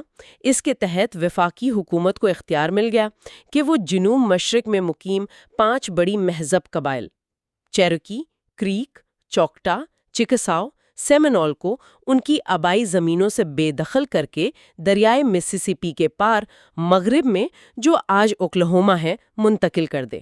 کیا ان قبائل نے مزاحمت نہیں کی؟ چیروکی قبیلے نے تو قانونی جنگ لڑی۔ وہ سپریم کورٹ تک گئے اور سپریم کورٹ نے ان کے حق میں فیصلہ بھی دیا۔ Versus Worcester Georgia. Chief justice Marshall نے کہا کہ ریاست جارجیا کے قوانین چیروکی علاقے پر لاگو نہیں ہوتے۔ تو پھر کیا ہوا؟ جیکسن نے مبینہ طور پر کہا، جان مارشل نے اپنا فیصلہ دے دیا ہے، اب اسے نافذ بھی کروا لیں۔ مطلب انہوں نے سپریم کورٹ کے فیصلے کو نظر انداز کر دیا اور فوج کے ذریعے ان قبائل کو زبردستی ان کی زمینوں سے نکالا گیا۔ یہ وہی ٹریل آف ٹیئرز ہے؟ جی ہاں، آنسوؤں کی راہ۔ یہ ایک انتہائی المناک جبری ہجرت تھی جس کے دوران سردی، بھوک اور بیماری سے ہزاروں مقامی امریکی مرد، عورتیں، بچے راستے میں ہی ہلاک ہو گئے۔ یہ امریکی تاریخ کا ایک بہت تاریک باب ہے۔ دوسرا بڑا تنازع نلیفیکیشن کرائسس تھا۔ یہ دوبارہ کیسے کھڑا ہوا؟ اس کی وجہ 1828 میں پاس ہونے والا ایک بہت بلند ٹیرف قانون تھا، جسے جنوب میں ٹیرف آف ابومینیشنز یعنی ناپسندیدہ یا مکروہ ٹیرف کہا گیا۔ جنوبی کیرولائنا نے خاص طور پر اس کی شدید مخالفت کی۔ اور اس بار ان کی قیادت کون کر رہا تھا؟ اس بار ان کے سب سے بڑے نظریاتی رہنما خود نائب صدر جان سی کیلہون تھے۔ انہوں نے وہی نالیفیکیشن کا نظریہ پیش کیا کہ ریاست کو حق ہے کہ وہ کسی وفاقی قانون کو جسے وہ غیر آئینی سمجھے اپنی حدود میں کالے دم قرار دے۔ جنوبی کیرولائنا نے 1832 میں ٹیرف قوانین کو نلیفائی کر دیا۔ جیکسن کا رد عمل کیا تھا؟ وہ تو خود ریاستوں کے حقوق کے حامی مانے جاتے تھے۔ وہ ریاستوں کے حقوق کے حامی ضرور تھے، لیکن یونین کے ٹوٹنے کے سخت خلاف تھے۔ انہوں نے نلیفیکیشن کو غداری قرار دیا۔ انہوں نے ایک مشہور ٹوسٹ دیا تھا، "our federal union it must be preserved", یعنی ہماری وفاقی یونین اسے ہر حال میں قائم رہنا چاہیے۔ تو کیا ٹکراؤ ہوا؟ جیکسن نے کانگریس سے فورس بل پاس کروایا جس نے انہیں ٹیرف نافذ کرنے کے لیے فوجی طاقت استعمال کرنے کا اختیار دیا۔ دوسری طرف ایک بار پھر ہنری کلے میدان میں آئے اور انہوں نے ایک سمجھوتا کرایا، کمپرومائز ٹیرف آف 1833، جس کے تحت ٹیرف کو بتدریج کم کیا جانا تھا۔ جنوبی کیرولائنا نے نلیفیکیشن واپس لے لیا اور بحران ٹل گیا۔ لیکن بنیادی سوال تو وہیں رہا۔ جی، وفاقی بالادستی مقابلہ ریاستوں کے حقوق کا سوال حل نہیں ہوا، صرف ملتوی ہوا۔ اور تیسرا بڑا محاذ جو جیکسن نے کھولا وہ بینک کے خلاف جنگ تھی، second bank of the United States. جی ہاں، جیکسن شروع سے ہی اس قومی بینک کے سخت خلاف تھے۔ وہ اسے چند امیر لوگوں کے ہاتھوں میں ایک غیر جمہوری طاقت کا مرکز سمجھتے تھے جو عام کسانوں اور مزدوروں کے مفاد کے خلاف کام کرتا ہے۔ بینک کا چارٹر کب ختم ہو رہا تھا؟ 1836 میں، لیکن بینک کے صدر نکولس بڈل اور جیکسن کے سیاسی مخالفین، خاص طور پر ہنری کلے نے 1832 کے الیکشن سے پہلے 4 سال پہلے چارٹر کی تجدید کے لیے کانگریس میں بل پیش کر دیا۔ انہیں امید تھی کہ جیکسن اسے ویٹو کریں گے اور یہ الیکشن میں ان کے خلاف ایک بڑا ایشو بن جائے گا۔ تو جیکسن نے ویٹو کیا؟ جی ہاں، انہوں نے ویٹو کیا، اور ان کا ویٹو پیغام بہت اہم ہے۔ انہوں نے صرف آئینی اعتراضات نہیں اٹھائے، بلکہ انہوں نے کھل کر بینک کو امیروں کا، اشرافیہ کا اور غیر ملکیوں کے اثر و رسوخ والا ادارہ قرار دیا۔ انہوں نے دلیل دی کہ حکومت کا فرض ہے کہ وہ امیر اور غریب، طاقتور اور کمزور کے درمیان غیر جانبدار رہے اور بینک کے اصول کی خلاف ورزی کرتا ہے۔ اس ویٹو کا کیا اثر ہوا؟ اس نے جیکسن کی مقبولیت کو اور بڑھا دیا۔ وہ 1832 کا الیکشن بھاری اکثریت سے جیت گئے۔ اس ویٹو نے صدر کے اختیارات کو بھی بہت وسعت دی، کیونکہ یہ پہلا موقع تھا کہ کسی صدر نے صرف پالیسی اختلافات کی بنا پر کسی بل کو ویٹو کیا تھا، نہ کہ صرف آئینی بنیادوں پر۔ اور الیکشن جیتنے کے بعد جیکسن نے بینک کا کیا کیا؟ انہوں نے بینک سے تمام سرکاری فنڈز نکلوا کر مختلف ریاستی بینکوں میں جمع کروا دیے، جنہیں مخالفین نے پیٹ بینکس کہا۔ نکولس بڈل نے جواب میں قرضے دینا کم کر دیے، جس سے ایک معاشی بحرانی کیفیت پیدا ہوئی، لیکن جیکسن پیچھے نہیں ہٹے۔ بینک 1836 میں ختم ہو گیا۔ اس بینک وار کے دوران ہی وگ پارٹی بنی۔ جی ہاں، جیکسن کی بڑھتی ہوئی طاقت اور ان کی پالیسیوں، خاص طور پر بینک کے خلاف جنگ کے رد عمل میں ان کے تمام مخالفین ویگ پارٹی کے نام سے متحد ہو گئے۔ وہ جیکسن پر بادشاہ کی طرح اختیارات استعمال کرنے کا الزام لگاتے تھے۔ تو جیکسن کے دور کے مجموعی اثرات کیا تھے؟ انہوں نے یقیناً صدر کے عہدے کو حکومت کا مرکزی اور سب سے طاقتور ادارہ بنا دیا۔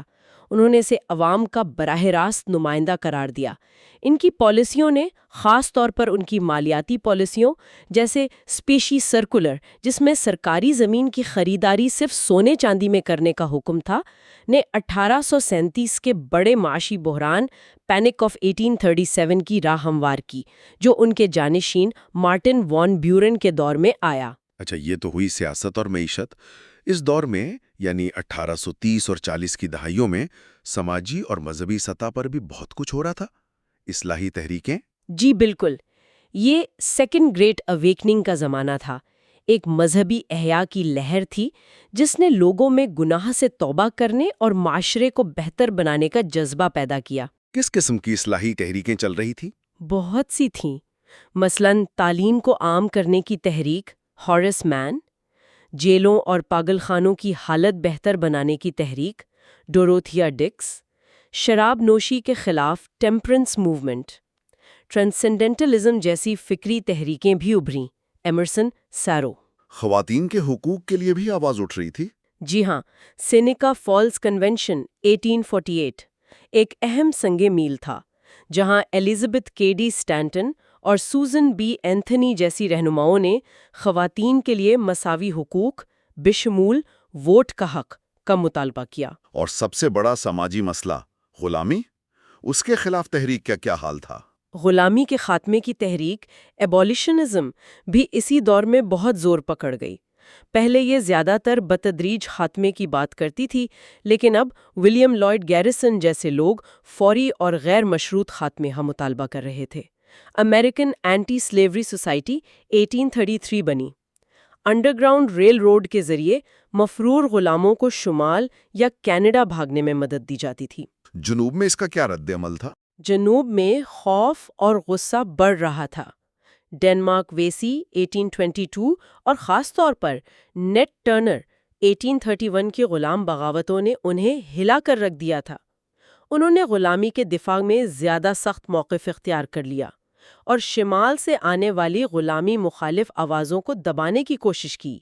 کانگریس میں تو غلامی مخالف پٹیشنز پر بحث کو روکنے کے لیے گیگ رول تک نافذ کیا گیا۔ اور اسی دوران مغرب کی طرف توسیع کا سلسلہ بھی جاری تھا۔ مینیفیسٹ ڈیسٹینی کا نظریہ؟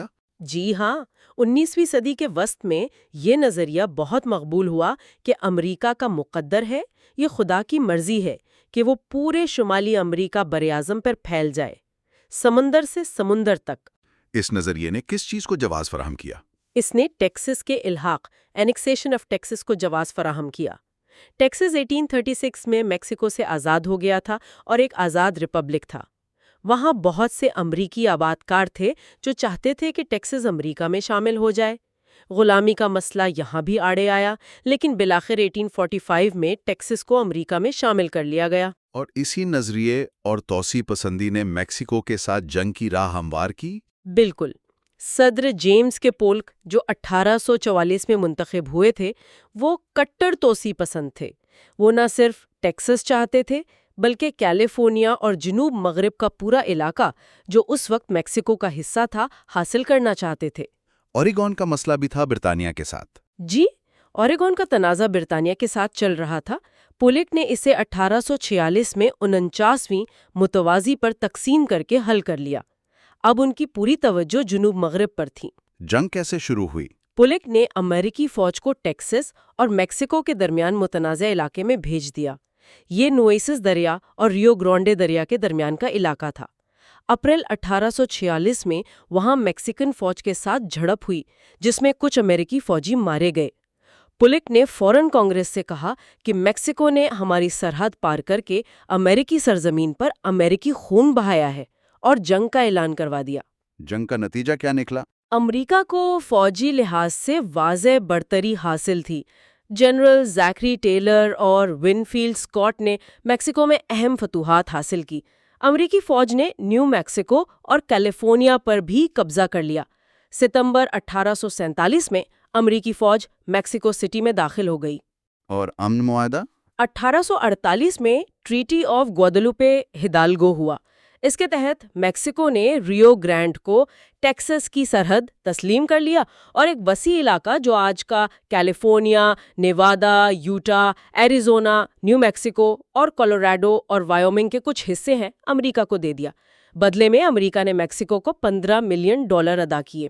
تو امریکہ اب ایک ساحل سے دوسرے ساحل تک پھیلی ہوئی ایک براعظمی طاقت بن گیا تھا۔ جی ہاں، مینیفیسٹ ڈیسٹنی کا خواب پورا ہو گیا تھا، لیکن اس کی قیمت بہت زیادہ تھی۔ تو اگر ہم اس پورے دور کا 18ویں صدی کے آخر سے 19ویں صدی کے وسط تک کا خلاصہ کریں رمنی کی کتاب کی روشنی میں، تو کیا اہم ترین باتیں نکلتی ہیں؟ دیکھیں، یہ ایک غیر معمولی تبدیلی اور تشکیل کا دور تھا۔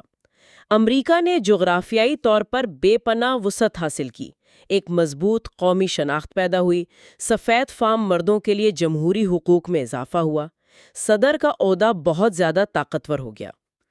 لیکن اس کے ساتھ ساتھ معاشی اتار چڑھاؤ آئے۔ مقامی امریکی آبادی کو ان کی زمینوں سے بے دردی سے بے دخل کیا گیا، جو ایک المیہ ہے، اور سب سے بڑھ کر غلامی کا مسئلہ حل ہونے کے بجائے مزید گہرا اور پیچیدہ ہوتا گیا۔ ہر نئی توسیع، ہر نیا علاقہ اس سوال کو دوبارہ زندہ کر دیتا تھا کہ وہاں غلامی ہوگی یا نہیں۔ خاص طور پر میکسیکو سے حاصل کیے گئے ان وسیع نئے علاقوں نے تو غلامی کے تنازع کو بالکل ایک نئے اور زیادہ خطرناک مرحلے میں داخل کر دیا۔ بالکل، کیونکہ اب سوال یہ تھا کہ ان نئے علاقوں میں جو قومی ملکیت تھے، کیا کانگریس غلامی کو روک سکتی ہے یا نہیں؟ یہ وہ چنگاری تھی جس نے آخرکار خانہ جنگی کی آگ بھڑکا دی۔ ان ذرائع کا جائزہ لیتے ہوئے ایک سوال بار بار ذہن میں آتا ہے، کیا یہ جو مینیفیسٹ ڈیسٹنی تھی، یہ توسیع پسندی اور خاص طور پر میکسیکو سے حاصل کردہ علاقے، کیا انہوں نے غلامی کے مسئلے کو اس مقام پر پہنچا دیا تھا کہ خانہ جنگی سے بچنا تقریباً ناممکن ہو گیا تھا؟ یہ ایک ایسا نقطہ ہے جس پر سوچا جا سکتا ہے۔ بالکل۔ آج کے اس تفصیلی جائزے میں شامل ہونے کا بہت شکریہ۔ امید ہے کہ سننے والوں کو امریکہ کی تشکیل کے ان اہم، پیچیدہ اور ہنگامہ خیز سالوں کو سمجھنے میں کچھ مدد ملی ہوگی۔ آج ہم امریکی تاریخ کے ایک ایسے دور پر بات کریں گے جو آپ کہہ لیں تبدیلیوں، تنازعات اور بڑے ڈرامائی واقعات سے بھرا ہوا ہے۔ جی بالکل۔ یہ وہ 50 سال ہیں جب ملک غلامی کے مسئلے پر ٹوٹ گیا، ایک بہت ہی خونریز خانہ جنگی ہوئی، اور پھر تعمیر نو کی کوششوں کے بعد ایک ایسے دور میں داخل ہوا جسے سنہری دور یا گلڈڈ ایج کہا جاتا ہے۔ ہاں، گلڈڈ ایج۔ حالانکہ اس کی چمک کے نیچے، جیسا آپ نے کہا، بہت کچھ تھا۔ بالکل۔ اور آج کی اس گفتگو کے لیے ہمارے پاس جو بنیاد ہے وہ اصل میں رابرٹ وی ریمینی کی کتاب A Short History of the United States کے کچھ حصے ہیں۔ اچھا۔ یہ کتاب ہمیں 1840 کی دہائی سے لے کر 19ویں صدی کے بالکل آخر تک لے جاتی ہے۔ اس میں بڑے سیاسی بحران ہیں، معاشرے میں جو تبدیلیاں آئیں، معیشت کے اتار چڑھاؤ، اور ظاہر ہے اس دور کی اہم شخصیات کا بھی ذکر ہے۔ تو ہمارا مقصد یہ ہے کہ اس پیچیدہ لمبی تاریخ کے سمندر سے کچھ اہم موتی چنیں، کچھ حیران کن باتیں سامنے لائیں تاکہ سمجھ سکیں کہ اس پورے دور میں اصل میں چل کیا رہا تھا۔ جی، کوشش یہی ہوگی۔ چلے شروع کرتے ہیں۔ 1840 کی دہائی کے وسط سے کہانی میں ایک اہم موڑ آتا ہے 1846 میں ولموٹ پرووائزو کے ساتھ۔ یہ کیا تھا؟ یہ ایک کانگریس رکن تھے، ڈیوڈ ولموٹ۔ انہوں نے ایک تجویز دی کہ میکسیکو سے جو جنگ میں علاقے جیتے گئے ہیں، ان میں سے کسی بھی نئے علاقے میں غلامی کی اجازت نہیں ہونی چاہیے۔ تو یہ تو سیدھا غلامی کے مسئلے پر ضرب تھی۔ بالکل۔ اگرچہ یہ تجویز قانون نہیں بن سکی، مطلب ایوان نمائندگان سے پاس ہوئی لیکن سینٹ میں رک گئی۔ اچھا۔ لیکن اس نے ایک دم سے، جیسے کہتے ہیں نا، غلامی کے مسئلے کو قومی بحث کے بالکل مرکز میں لا کھڑا کیا۔ ایک اخبار نے تو لکھا تھا کہ جیسے جادو سے یہ مسئلہ سامنے آ گیا جو ملک کو تقسیم کرنے والا تھا۔ یعنی جو چنگاری دبی ہوئی تھی وہ ایک دم سے بھڑک اٹھی۔ جی ہاں۔ اور جنوبی ریاستیں جنہوں نے میکسیکو سے جنگ میں سنا ہے کافی قربانیاں دی تھیں، وہ تو سخت ناراض ہوئی ہوں گی۔ بہت زیادہ شدید ناراض ہوئیں۔ انہوں نے اسے اپنے حقوق پر حملہ سمجھا اور علیحدگی تک کی باتیں ہونے لگیں۔ علیحدگی کی باتیں؟ اتنی جلدی؟ جی، اسی ماحول میں پھر 1848 کے انتخابات ہوئے۔ ایک نیا نظریہ سامنے آیا، عوامی خود مختاری کا، یعنی پاپولر سوورینٹی۔ اچھا۔ یہ کیا تھا؟ اس کا مطلب تھا کہ یہ فیصلہ مقامی لوگ خود کریں کہ ان کے علاقے میں غلامی ہو یا نہ ہو۔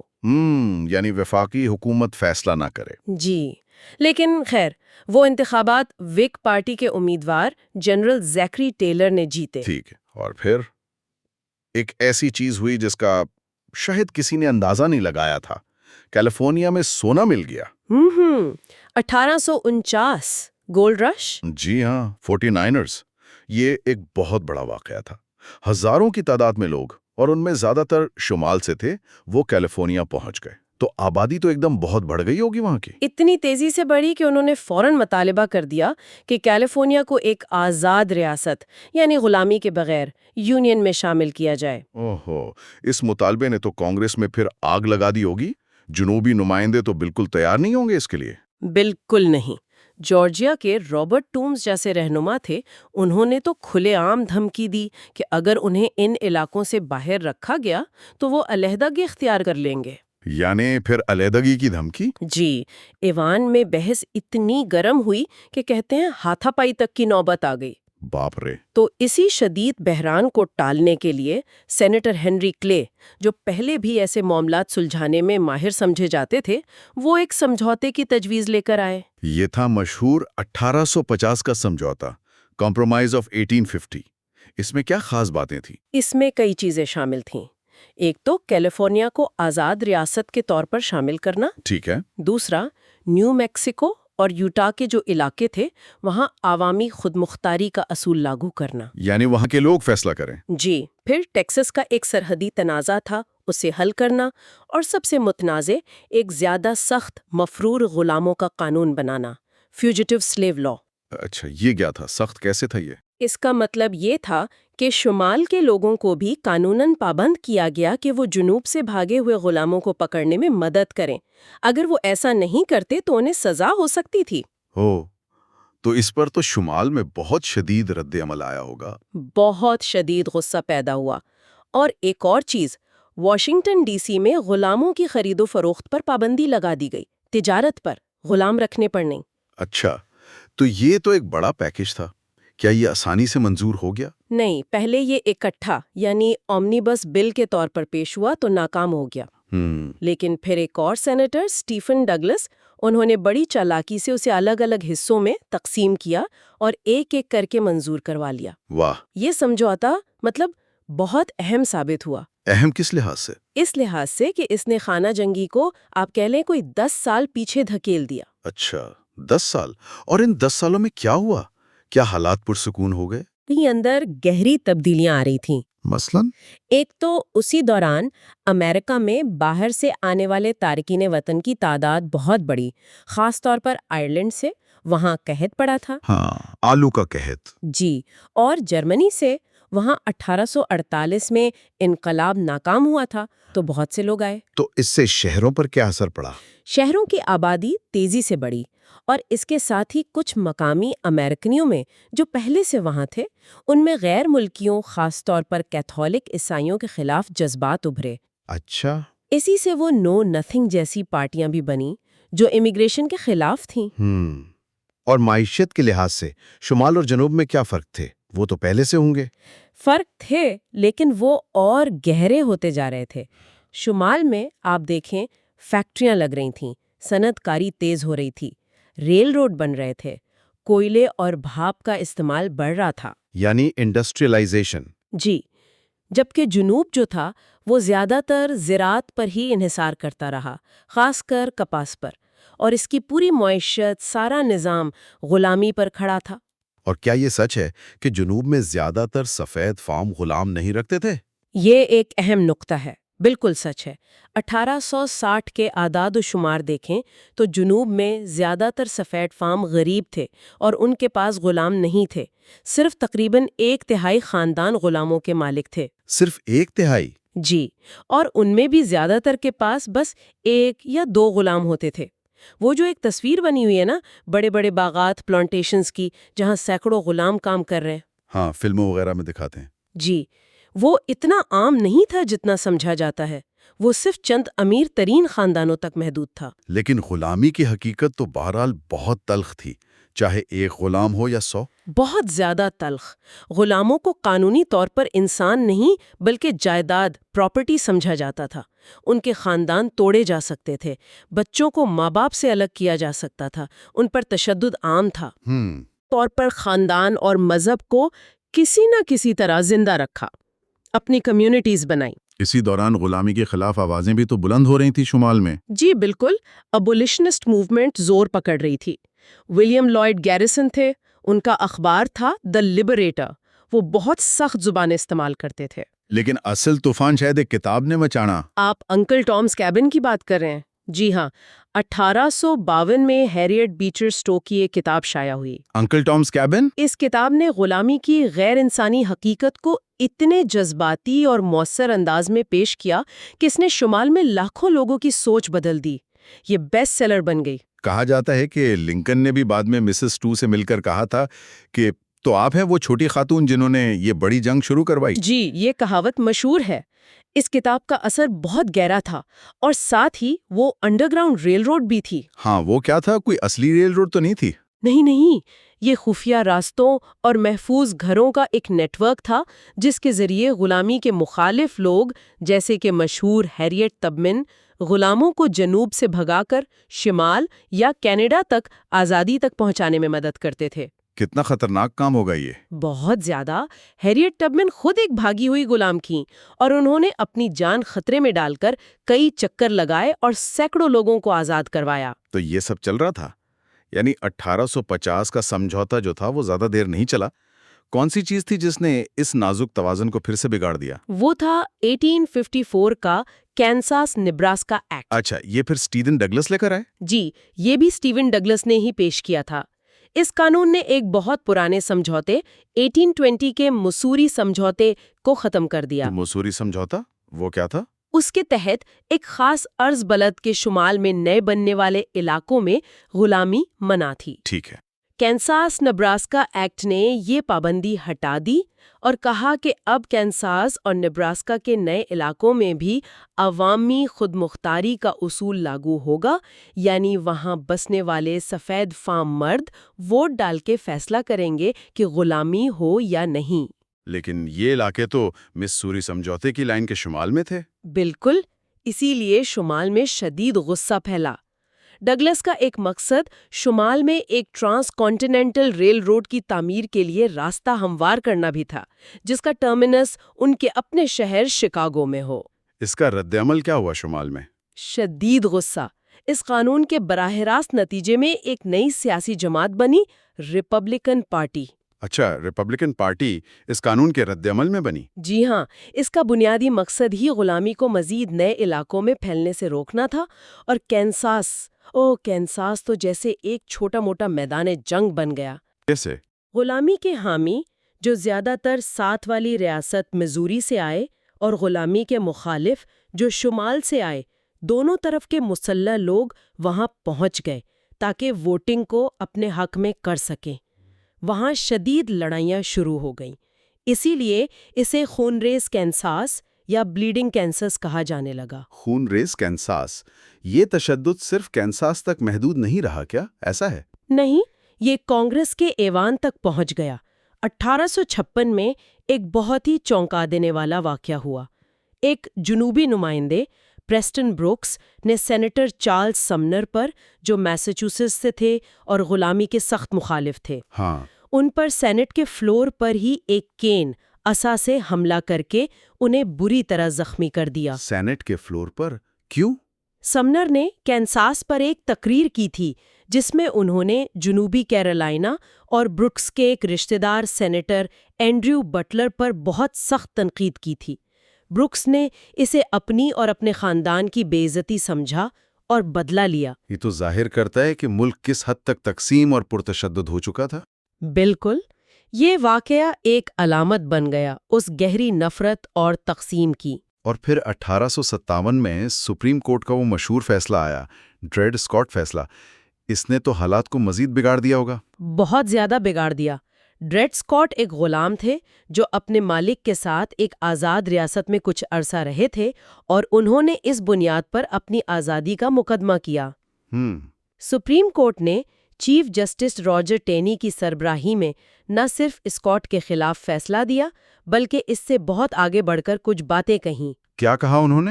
انہوں نے کہا کہ سیاہ فام چاہے وہ آزاد ہوں یا غلام، وہ امریکی شہری نہیں ہیں اور نہ ہی کبھی بن سکتے ہیں، اس لیے انہیں عدالت میں مقدمہ کرنے کا کوئی حق ہی نہیں۔ یہ تو بہت ہی نسل پرستانہ بات تھی۔ جی، اور اس سے بھی بڑھ کر عدالت نے یہ بھی کہا کہ کانگریس کو علاقوں ٹیریٹریز میں غلامی پر پابندی لگانے کا اختیار ہی نہیں ہے، کیونکہ غلام جائیداد ہیں اور آئین مالکان کو ان کی جائیداد سے محروم کرنے سے روکتا ہے۔ تو اس کا مطلب یہ ہوا کہ مسوری سمجھوتا جو پہلے ہی ختم ہو چکا تھا وہ تو ویسے ہی غیر آئینی تھا؟ بالکل۔ اس فیصلے نے غلامی مخالف تحریک کو بہت بڑا دھچکا پہنچایا اور جنوب میں خوشی کی لہر دوڑ گئی۔ انہیں لگا کہ اب غلامی قانونی طور پر ہر جگہ پھیل سکتی ہے۔ شمال میں ظاہر ہے شدید مایوسی پھیلی۔ اسی دوران ابراہم لنکن کا نام قومی سطح پر سامنے آنا شروع ہوا۔ وہ کیسے؟ جی، 1858 میں الینوائے میں سینٹ کے الیکشن کے لیے لنکن، جو اس وقت نسبتاً کم معروف تھے، اور سٹیون ڈگلس، جو بہت بڑے لیڈر تھے، ان کے درمیان مشہور بحثیں ہوئیں، لنکن ڈگلس ڈیبیٹس۔ ہاں، سنا ہے ان کے بارے میں۔ لنکن الیکشن تو ہار گئے، لیکن ان بحثوں میں انہوں نے غلامی کے پھیلاؤ کے خلاف جو اخلاقی اور قانونی دلائل دیے، اس سے وہ قومی سطح پر ایک قابل اور اصول پرست رہنما کے طور پر متعارف ہو گئے۔ اچھا۔ پھر 1859 میں ایک اور واقعہ ہوا جس نے آگ پر تیل کا کام کیا۔ جان براؤن نامی ایک شدت پسند ایبولیشنسٹ۔ ہاں، وہی جنہوں نے کینسس میں بھی تشدد کیا تھا۔ جی وہی۔ انہوں نے ورجینیا میں ہارپرز فیری کے مقام پر ایک وفاقی اسلحہ خانے پر حملہ کر دیا، اس امید میں کہ غلام بغاوت کے لیے اٹھ کھڑے ہوں گے اور وہ انہیں مسلح کر دیں گے۔ لیکن کیا ایسا ہوا؟ نہیں، یہ کوشش بری طرح ناکام رہی۔ انہیں پکڑ لیا گیا اور بغاوت اور قتل کے جرم میں پھانسی دے دی گئی۔ اس کا رد عمل کیا تھا؟ بہت بٹا ہوا۔ شمال میں بہت سے لوگ، خاص طور پر ایبولیشنسٹس، انہیں ایک شہید، ایک ہیرو سمجھنے لگے، جبکہ جنوب میں انہیں ایک دہشت گرد اور مستقبل کے خطرے کی علامت کے طور پر دیکھا گیا۔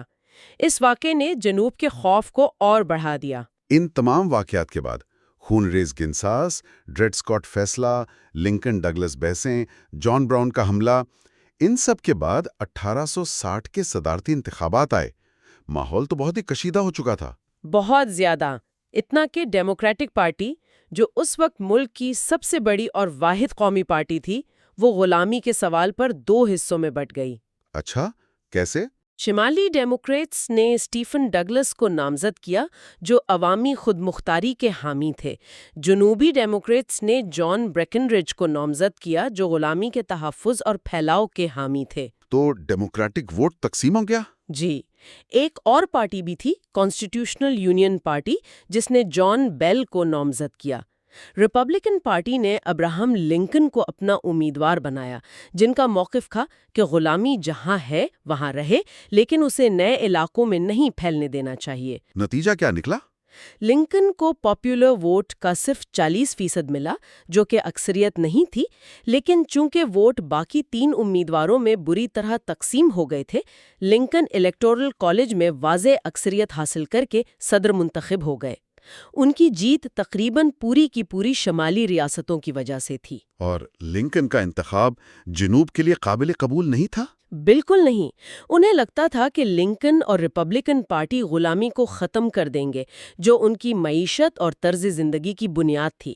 جیسے ہی لنکن منتخب ہوئے، جنوبی ریاستوں نے ایک ایک کر کے یونین سے علیحدگی اختیار کرنا شروع کر دیا۔ سب سے پہلے کس نے کی؟ سب سے پہلے جنوبی کیرولائنا نے، دسمبر 1860 میں، اور پھر اگلے چند مہینوں میں 6 مزید ریاستوں نے، Mississippi, Florida, Alabama, Georgia, Louisiana اور ٹیکسس۔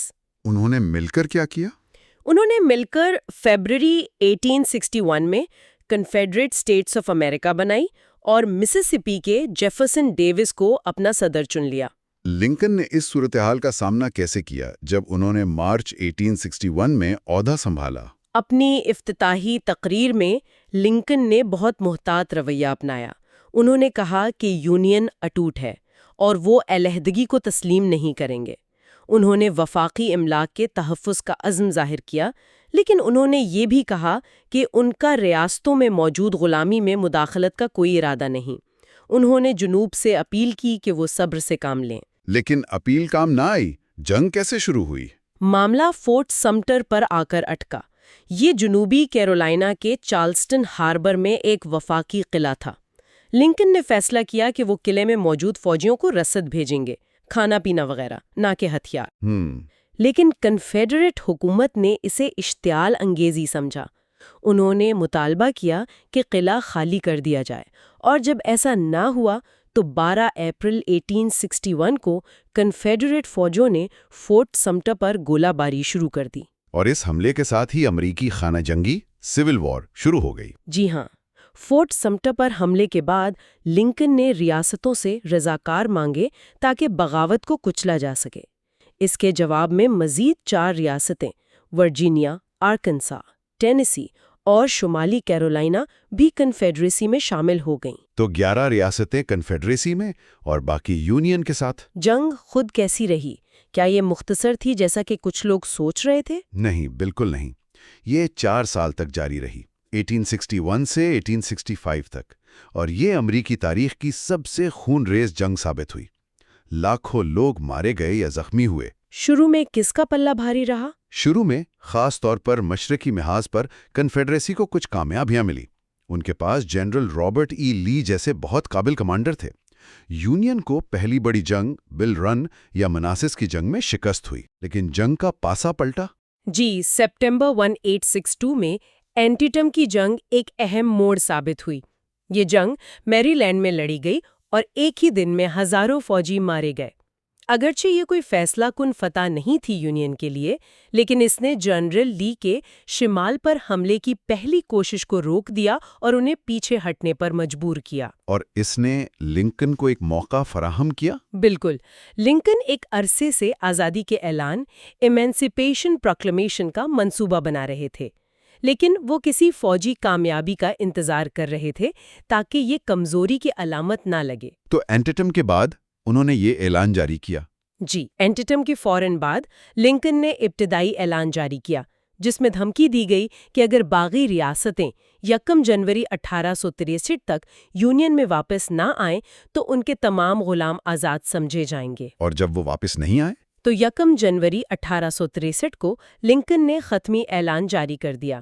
اس میں واضح طور پر کہا گیا کہ کنفیڈریسی کے زیر کنٹرول علاقوں میں موجود تمام غلام آزاد ہیں اور ہمیشہ آزاد رہیں گے۔ اس اعلان کی کیا اہمیت تھی؟ کیا اس نے واقعی غلاموں کو آزاد کر دیا؟ دیکھیں، اس نے فوری طور پر صرف ان علاقوں کے غلاموں کو آزاد کیا جہاں یونین کا کنٹرول نہیں تھا۔ جہاں یونین کا کنٹرول تھا یا جو سرحدی ریاستیں یونین کے ساتھ تھیں اور وہاں غلامی تھی، ان پر اس کا اطلاق نہیں ہوا۔ تو پھر اس کی اہمیت کیا تھی؟ اہمیت بہت زیادہ تھی۔ اول تو اس نے جنگ کا مقصد بنیادی طور پر بدل دیا۔ اب یہ صرف یونین کو بچانے کی جنگ نہیں رہی، بلکہ غلامی کو ختم کرنے کی جنگ بھی بن گئی۔ اچھا۔ دوم، اس نے تقریباً 2 لاکھ افریقی امریکیوں کو یونین فوج میں بطور فوجی شامل ہونے کا راستہ کھولا، جنہوں نے بڑی بہادری سے جنگ لڑی۔ اور سوم، اس نے برطانیہ اور فرانس جیسی یورپی طاقتوں کو کنفیڈریسی کو تسلیم کرنے سے تقریباً ناممکن بنا دیا، کیونکہ وہ اب کھلے عام غلامی کی حمایت کرنے والی ریاست کا ساتھ نہیں دے سکتے تھے۔ تو 1863 مجموعی طور پر یونین کے لیے اچھا سال رہا۔ تھا۔ اس پر قبضے سے یونین کا پورے مسیسپی دریا پر کنٹرول ہو گیا اور کنفیڈریسی 2 حصوں میں بٹ گئی۔ ٹیکساس اور آرکنسا باقی کنفیڈریسی سے کٹ گئے۔ اور مشرق میں؟ مشرق میں تقریباً اسی وقت جولائی کے شروع میں پینسلوینیا کے قصبے گیٹسبرگ میں 3 روزہ خونریز جنگ ہوئی۔ گیٹسبرگ کی جنگ؟ جی، جنرل لی نے شمال پر ایک بڑا حملہ کیا تھا، لیکن یونین فوج نے انہیں شکست دے دی۔ یہ کنفیڈریسی کی سب سے بڑی اور آخری بڑی جارحانہ کوشش تھی۔ اس کے بعد وہ زیادہ تر دفاع پر مجبور ہو گئے۔ گیٹسبرگ میں ہی لنکن نے وہ اپنی مشہور تقریر کی تھی۔ جی ہاں، کچھ ماہ بعد نومبر 1863 میں گیٹسبرگ کے میدان جنگ کو قومی قبرستان کے طور پر وقف کرتے ہوئے لنکن نے اپنی مختصر مگر بہت ہی مشہور گیٹسبرگ ایڈریس دی، جس میں انہوں نے جمہوریت اور برابری کے اصولوں پر زور دیا۔ جنگ کا اختتام پھر کیسے ہوا؟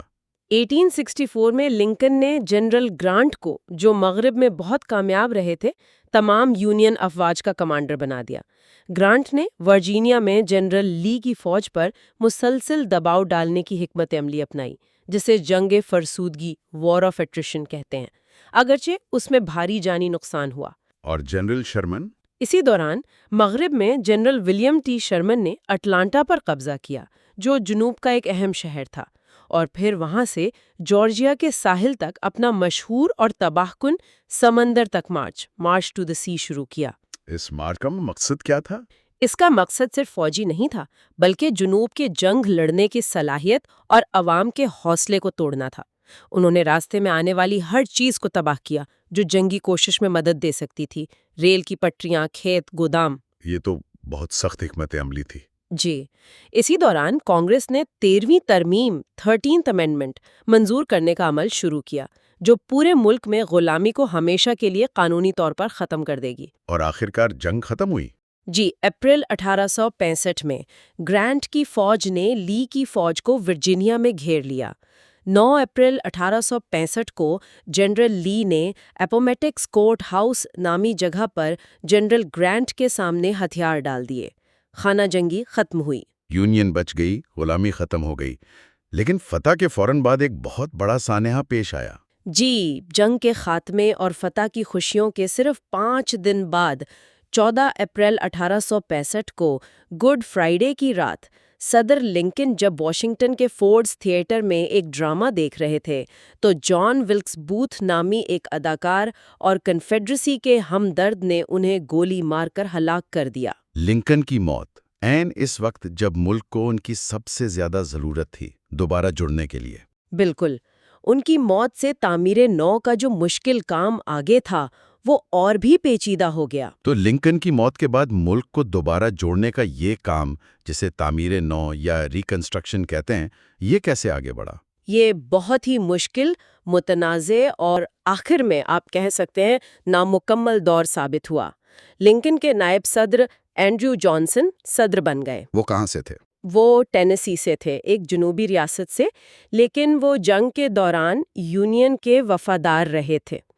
تاہم وہ سفید فام بالادستی پر یقین رکھتے تھے اور جنوب سے ہمدردی رکھتے تھے۔ تو ان کا منصوبہ کیا تھا تعمیر نو کا؟ انہوں نے لنکن کے نرم منصوبے کو ہی اپنانے کی کوشش کی، جس کا مقصد جنوبی ریاستوں کو جلد از جلد یونین میں واپس لانا تھا۔ لیکن اس پر کانگریس میں موجود ریڈیکل ریپبلکنز، جو سیافاموں کے لیے مکمل شہری اور سیاسی حقوق چاہتے تھے، وہ سخت ناراض ہوئے۔ اس ناراضگی کی وجہ کیا تھی؟ وجہ یہ تھی کہ جانسن کی نرمی کا فائدہ اٹھاتے ہوئے جنوبی ریاستوں نے جو نئی حکومتیں بنا رہی تھیں، انہوں نے سیاہ ضابطے یا بلیک کوڈز نافذ کر دیے۔ یہ کیا تھے بلیک کوڈز؟ یہ ایسے قانون تھے جو آزاد ہونے والے لاکھوں سیاہ فاموں، جنہیں فریڈ مین کہا جاتا تھا، ان کے حقوق کو بہت سختی سے محدود کرتے تھے۔ انہیں زمین خریدنے، کچھ خاص قسم کی نوکریاں کرنے یا بغیر اجازت سفر کرنے سے روکا جاتا تھا۔ ایک طرح سے یہ انہیں تقریباً دوبارہ غلامی جیسی حالت میں دھکیلنے کی کوشش تھی۔ تو کانگریس نے اس پر کیا رد عمل دیا؟ کانگریس، جس میں ریپبلکنز کی اکثریت تھی، انہوں نے سخت موقف اپنایا۔ انہوں نے فریڈمنز بیورو، جو سابق غلاموں کی تعلیم، صحت اور قانونی مدد کرتا تھا، اس کو توسیع دی۔ انہوں نے سول رائٹس ایکٹ 1866 منظور کیا، جس نے سیاہ فاموں کو شہریت اور بنیادی شہری حقوق دیے۔ جانسن نے کیا کیا؟ جانسن نے ان دونوں قوانین کو ویٹو کر دیا، لیکن کانگریس تاریخ میں پہلی بار صدر کے ویٹو کو اوور رائڈ کرنے میں کامیاب ہو گئی۔ یعنی کانگریس اور صدر کے درمیان ٹکراؤ شروع ہو گیا۔ بہت شدید ٹکراؤ۔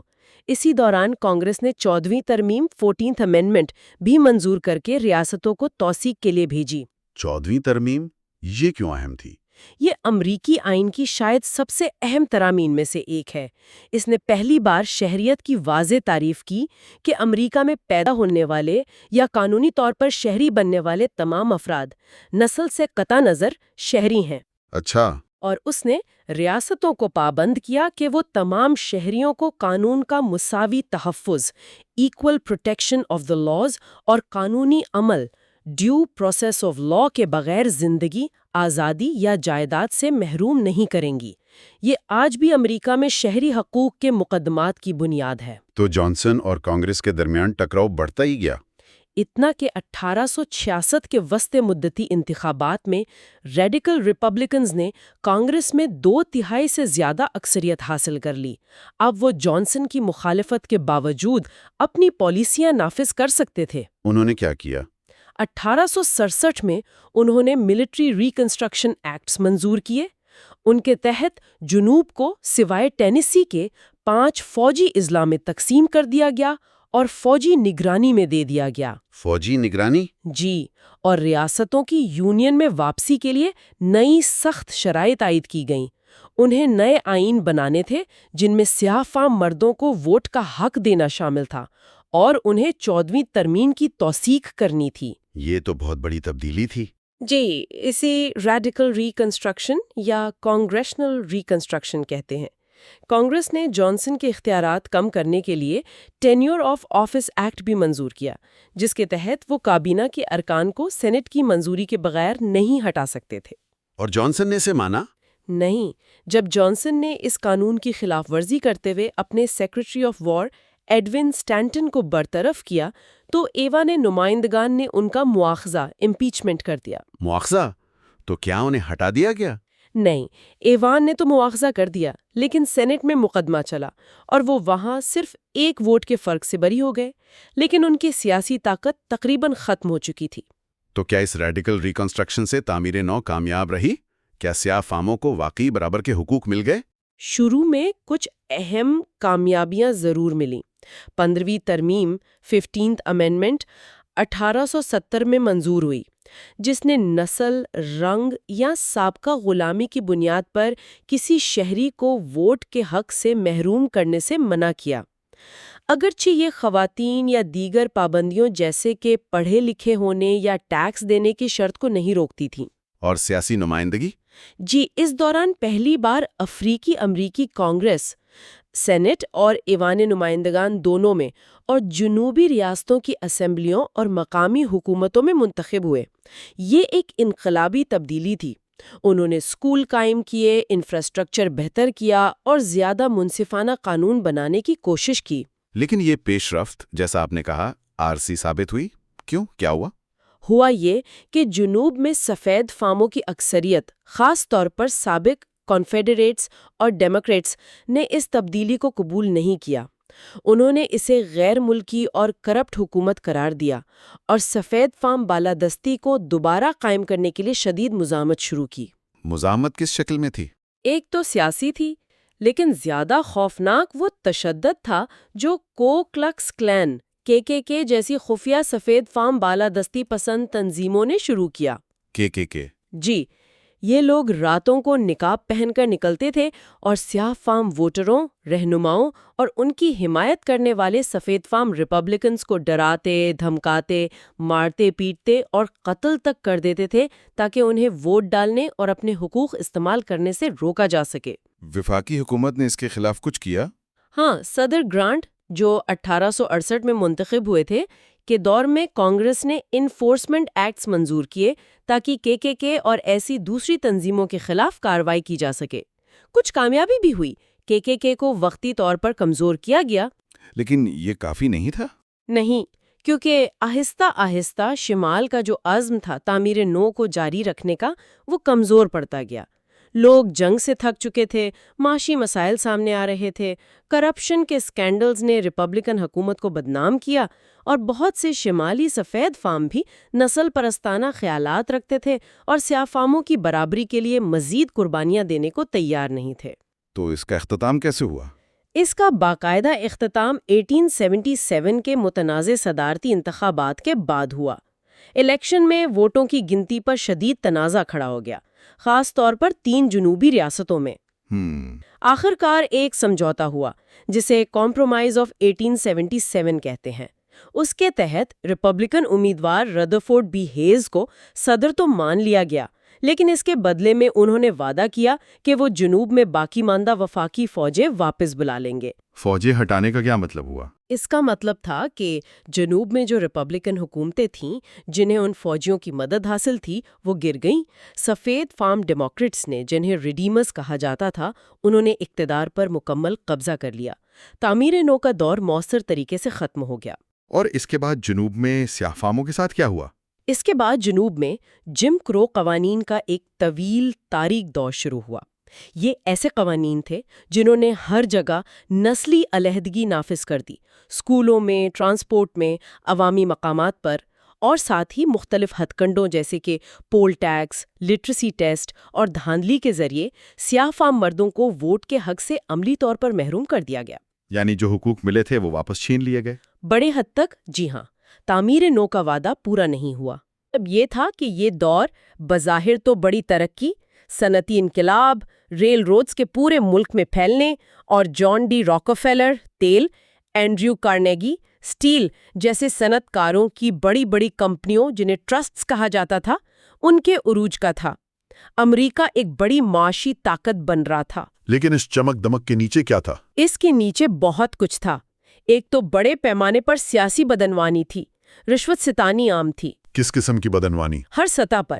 صدر گرانٹ کے دور میں، جو 1869 سے 1877 تک رہے، کئی بڑے اسکینڈل سامنے آئے، جیسے کریڈٹ موبلیئر اسکینڈل تھا، جس میں یونین پیسیفک ریل روڈ کی تعمیر کرنے والی ایک کمپنی نے کانگریس کے کئی ارکان حتیٰ کہ نائب صدر تک کو رشوت دی تھی تاکہ وہ کمپنی پر نرمی برتیں۔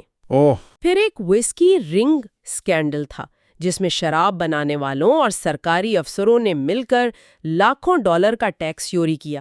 گرانٹ کے اپنے سیکرٹری آف وار بیلکنیپ کا مواخذہ ہوا رشوت لینے پر، یہاں تک کہ کانگریس نے خود 1873 میں ایک قانون کے ذریعے اپنی اور صدر کی تنخواہیں 50% بڑھا لیں، جسے سیلری گریب ایکٹ کہا گیا۔ عوام کا اتنا شدید رد عمل آیا کہ انہیں یہ اضافہ واپس لینا پڑا۔ یعنی سیاستدان اور بڑے کاروباری لوگ تو فائدے میں تھے، لیکن عام لوگوں، خاص طور پر کسانوں اور فیکٹری مزدوروں کے حالات کیسے تھے؟ ان کے لیے یہ اکثر بہت مشکل دور تھا۔ 1873 میں ایک بڑا معاشی بحران آیا جسے پینک آف 1873 کہتے ہیں، جس سے کساد بازاری پھیلی اور بے روزگاری بڑھی۔ کسانوں کو کئی مسائل کا سامنا تھا۔ ایک تو فصلوں کی قیمتیں گر رہی تھیں، دوسرے ریل روڈ کمپنیاں ان سے اپنی فصلیں منڈی تک پہنچانے کا بہت زیادہ کرایہ وصول کرتی تھیں۔ ان کے قرضے بھی بڑھ رہے تھے۔ انہوں نے اس کے خلاف کچھ کیا؟ جی، کسانوں نے منظم ہونا شروع کیا۔ انہوں نے گرینجر موومنٹ جیسی تنظیمیں بنائیں تاکہ ریل روڈ کمپنیوں کے خلاف آواز اٹھا سکیں اور اپنے معاشی مفادات کا تحفظ کر سکیں۔ اور فیکٹری مزدور؟ ان کے حالات کار بھی اکثر بہت سخت تھے۔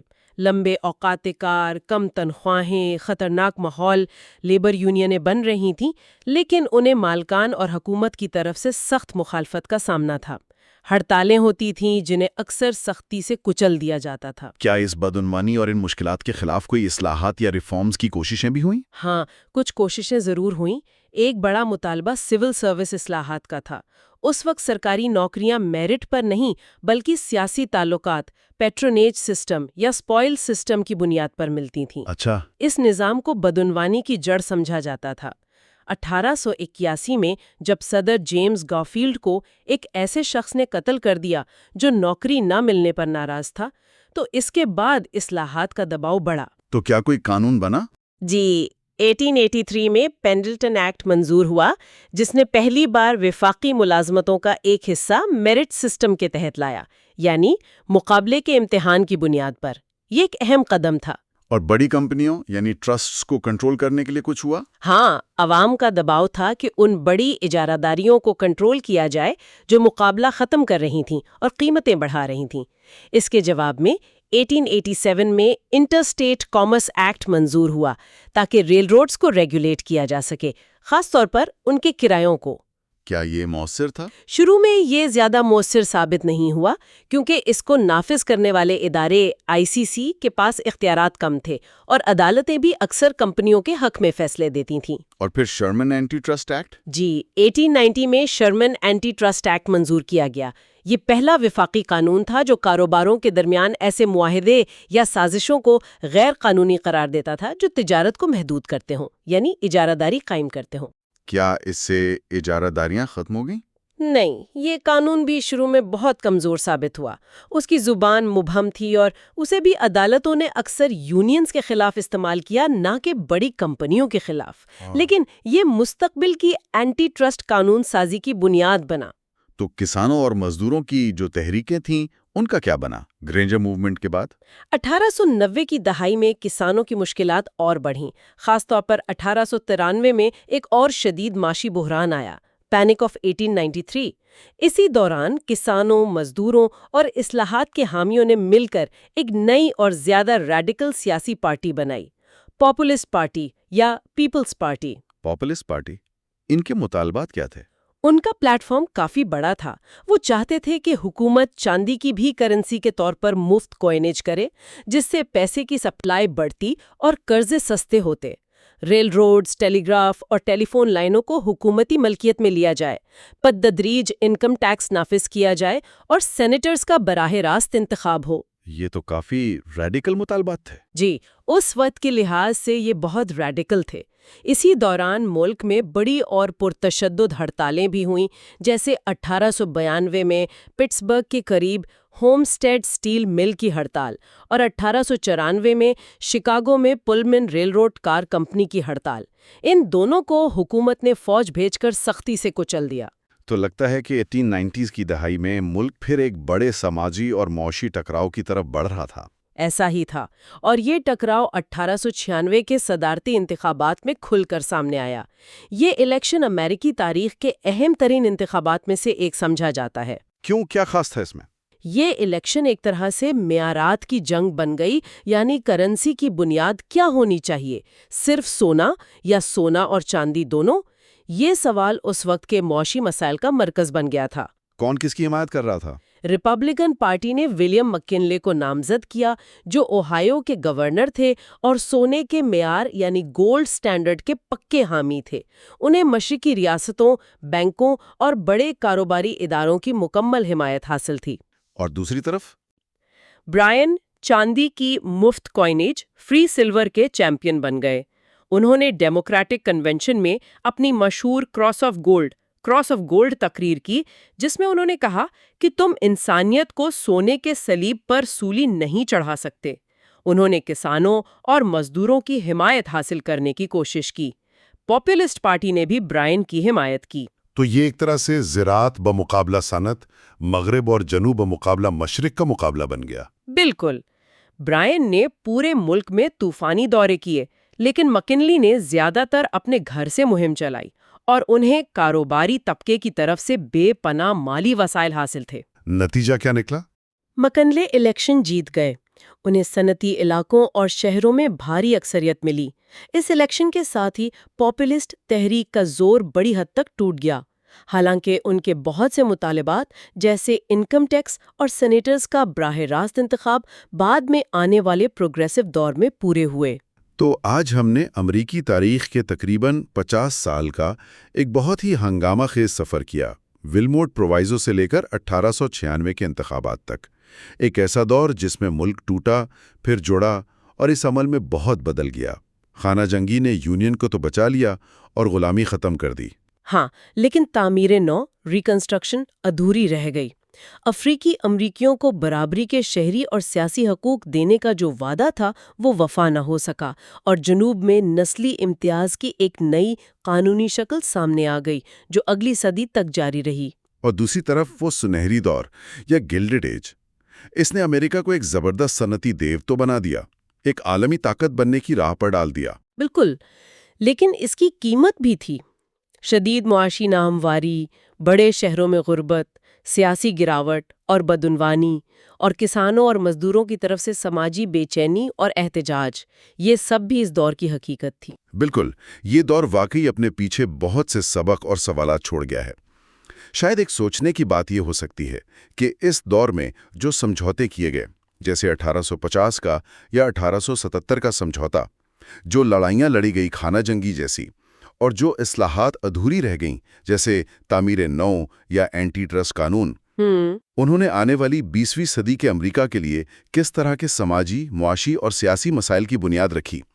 وہ کون سے زخم تھے جو اس نصف صدی میں لگے لیکن بھرے نہیں، اور وہ کون سی دراڑیں تھیں جو مزید گہری ہوتی گئیں؟ یہ وہ سوال ہے جس پر شاید غور و فکر کیا جا سکتا ہے۔